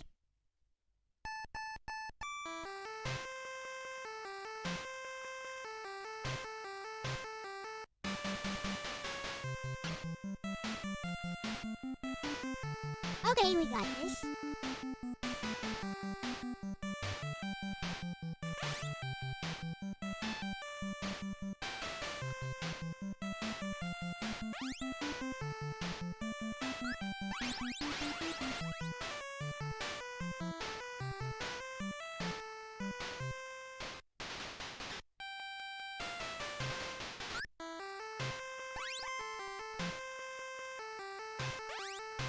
I see you there.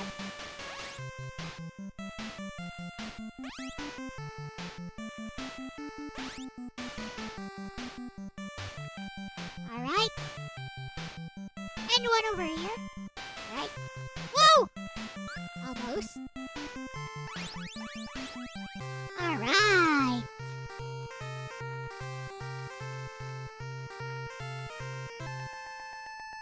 I did it.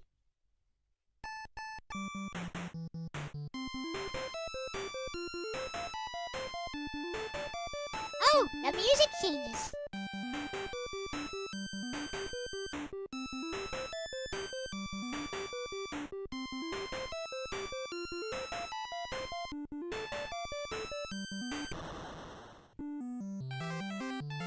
Yeah, GG, thank you.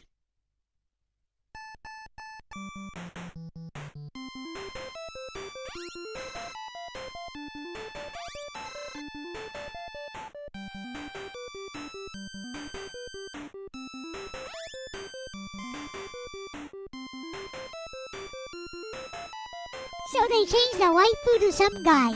How sad.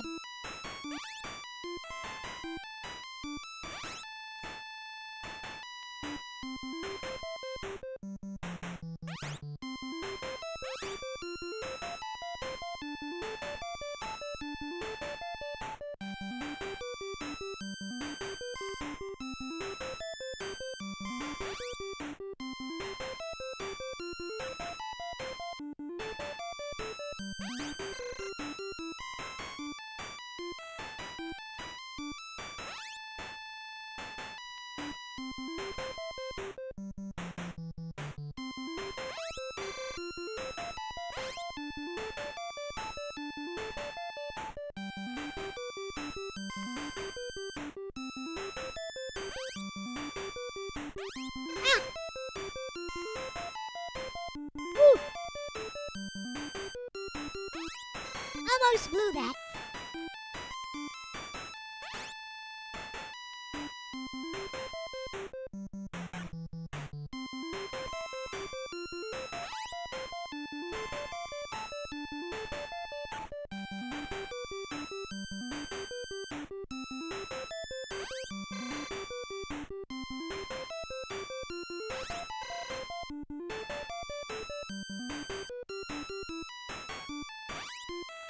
Ha! Made it!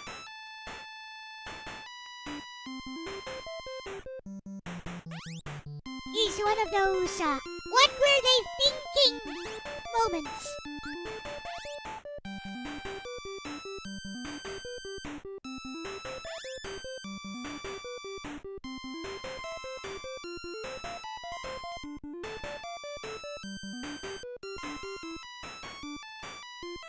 I missed a spot somewhere.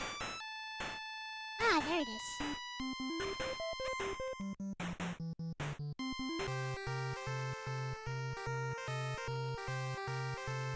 You did it!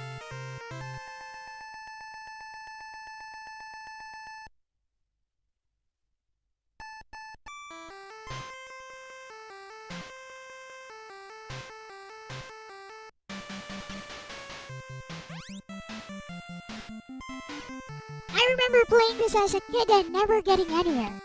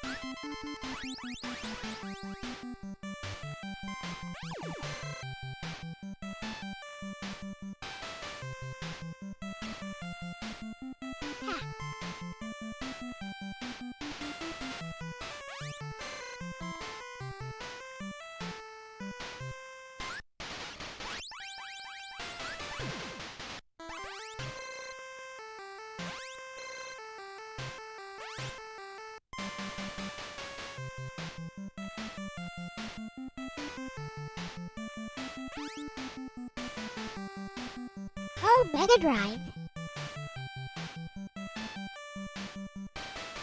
I gotta try that now. Bleep, bleep, bleep, bleep. Bleep, bleep, bleep.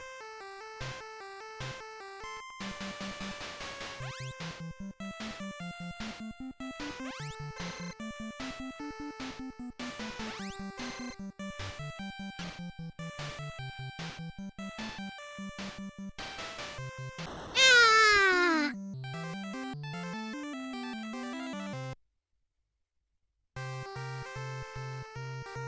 Not bad. Let's find City Connection Mega Drive.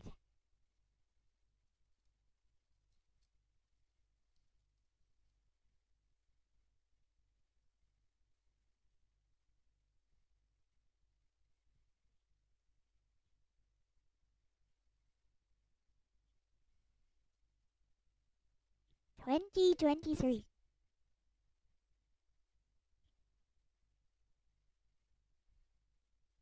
Haha.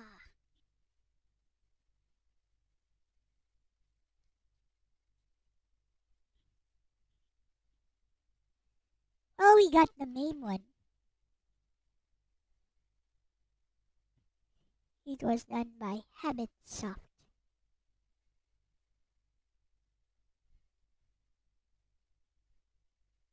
Let's see where it is.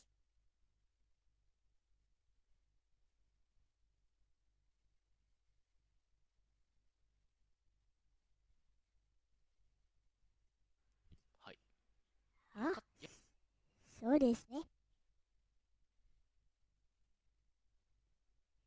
じゃあ、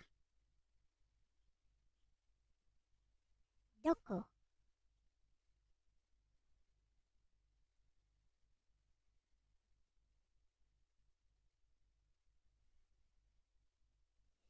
Bleep, bleep, bleep, bleep. Bleep, bleep, bleep.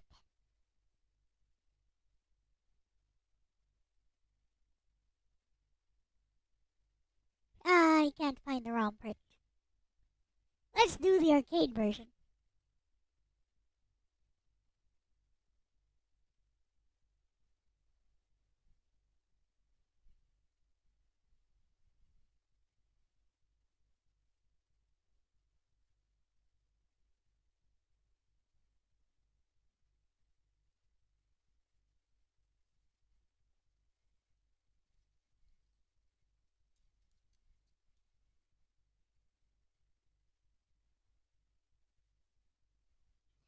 Can't find the ROM.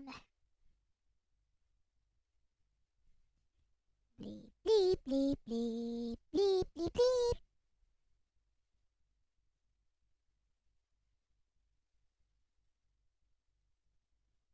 I found the ROM. Well, the arcade version.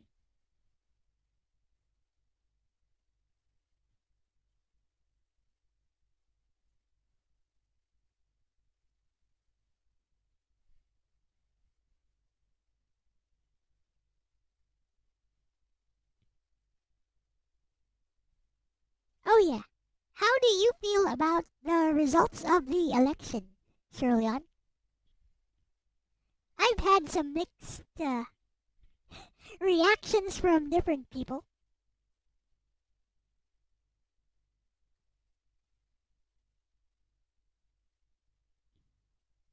But I do like the woke meltdowns, though.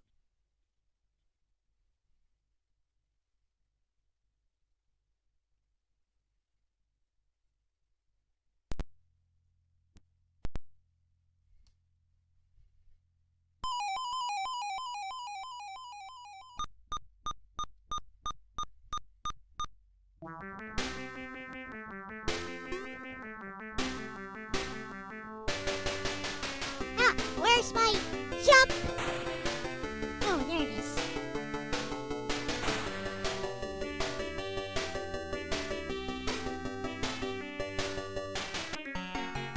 Ah! Get the fudge out of my way, Garfield.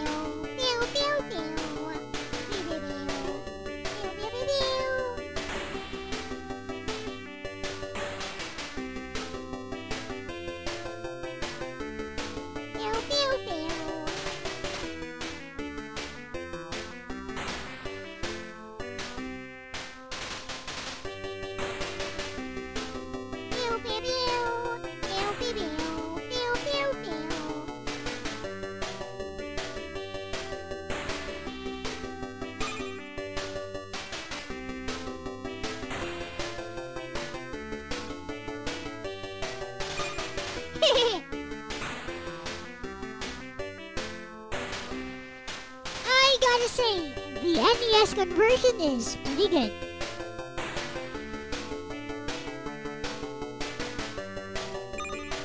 Hey, shiny Zubat.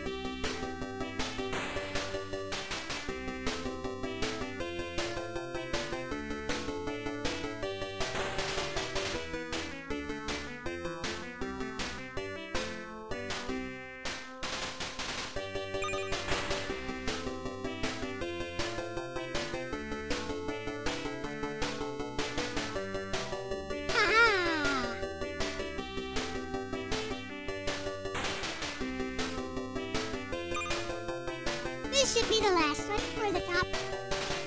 It it's not the last one.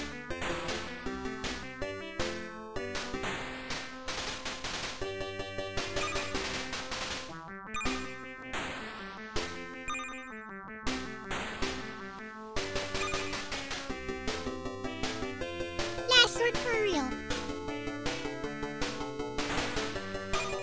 Gimme!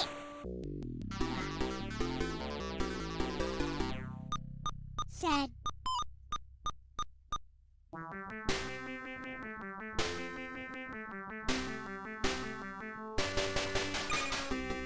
It was my fault. I got greedy though.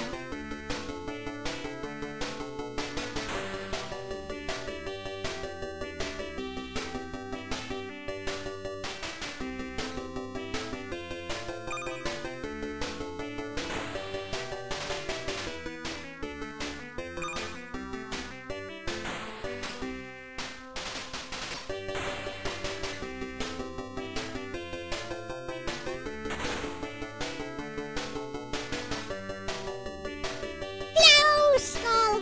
Whew.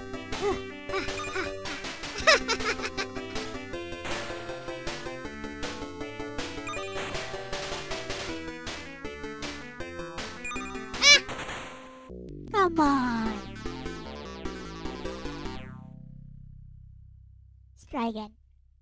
Pew, pew, pew, pew.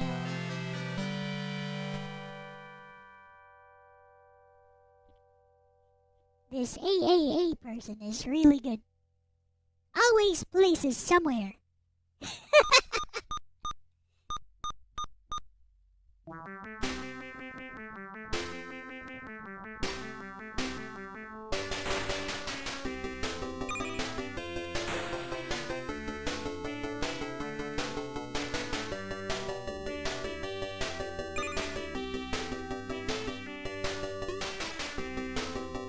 pew, pew. Pew, pew, pew, pew, pew.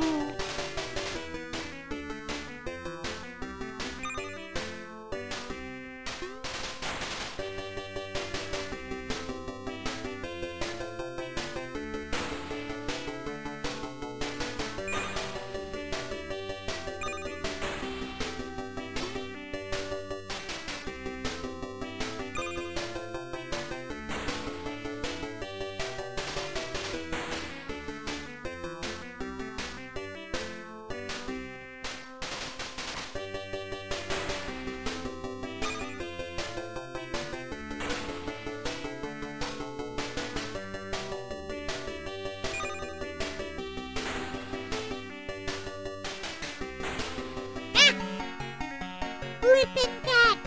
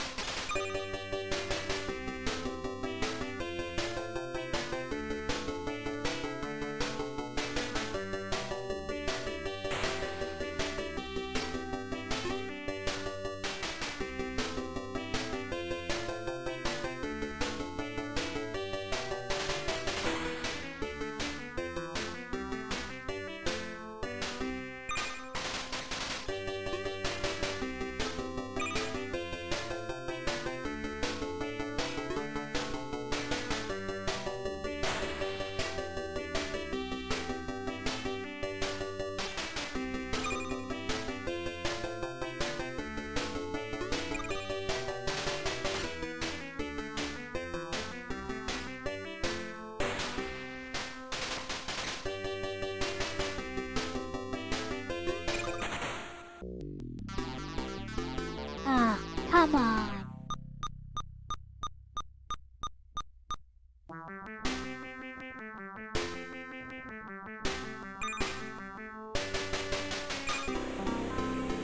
Made it.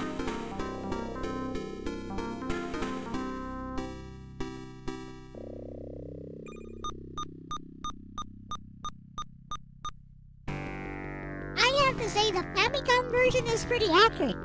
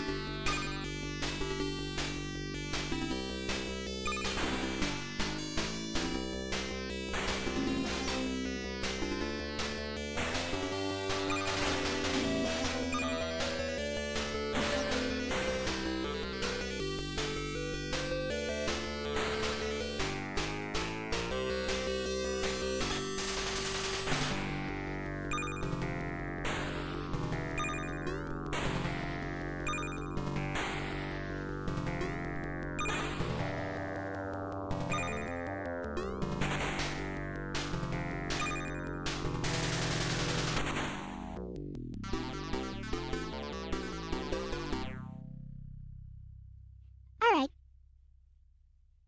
Pew pew pew pew. Pew pew pew. Pew pew pew. Pew pew pew. That tune kinda grows on you.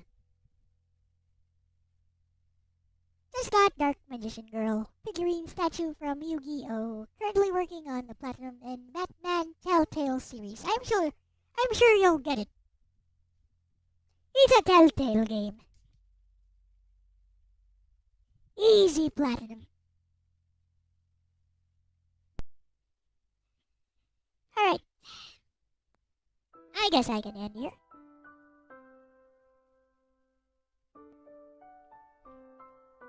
Speaking of to Xanarkand, I will be playing some Final Fantasy X tomorrow. And I hope you guys don't wake up to a dystopia by tomorrow. Because some guy named Donaldo Trump won.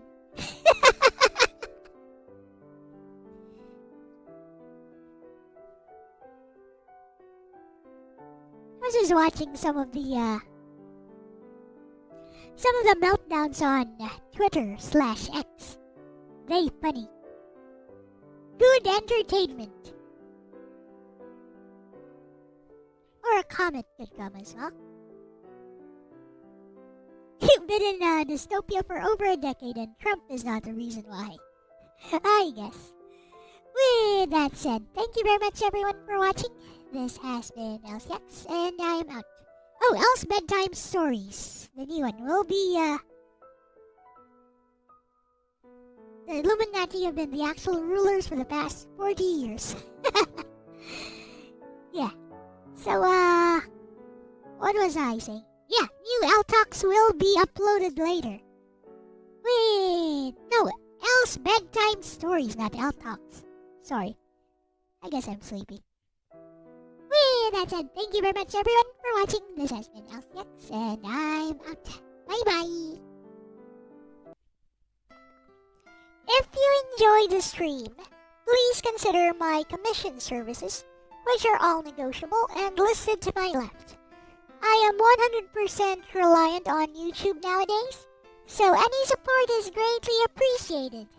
Once again, thanks for watching, and have a great rest of your day or night, wherever you may be watching me from.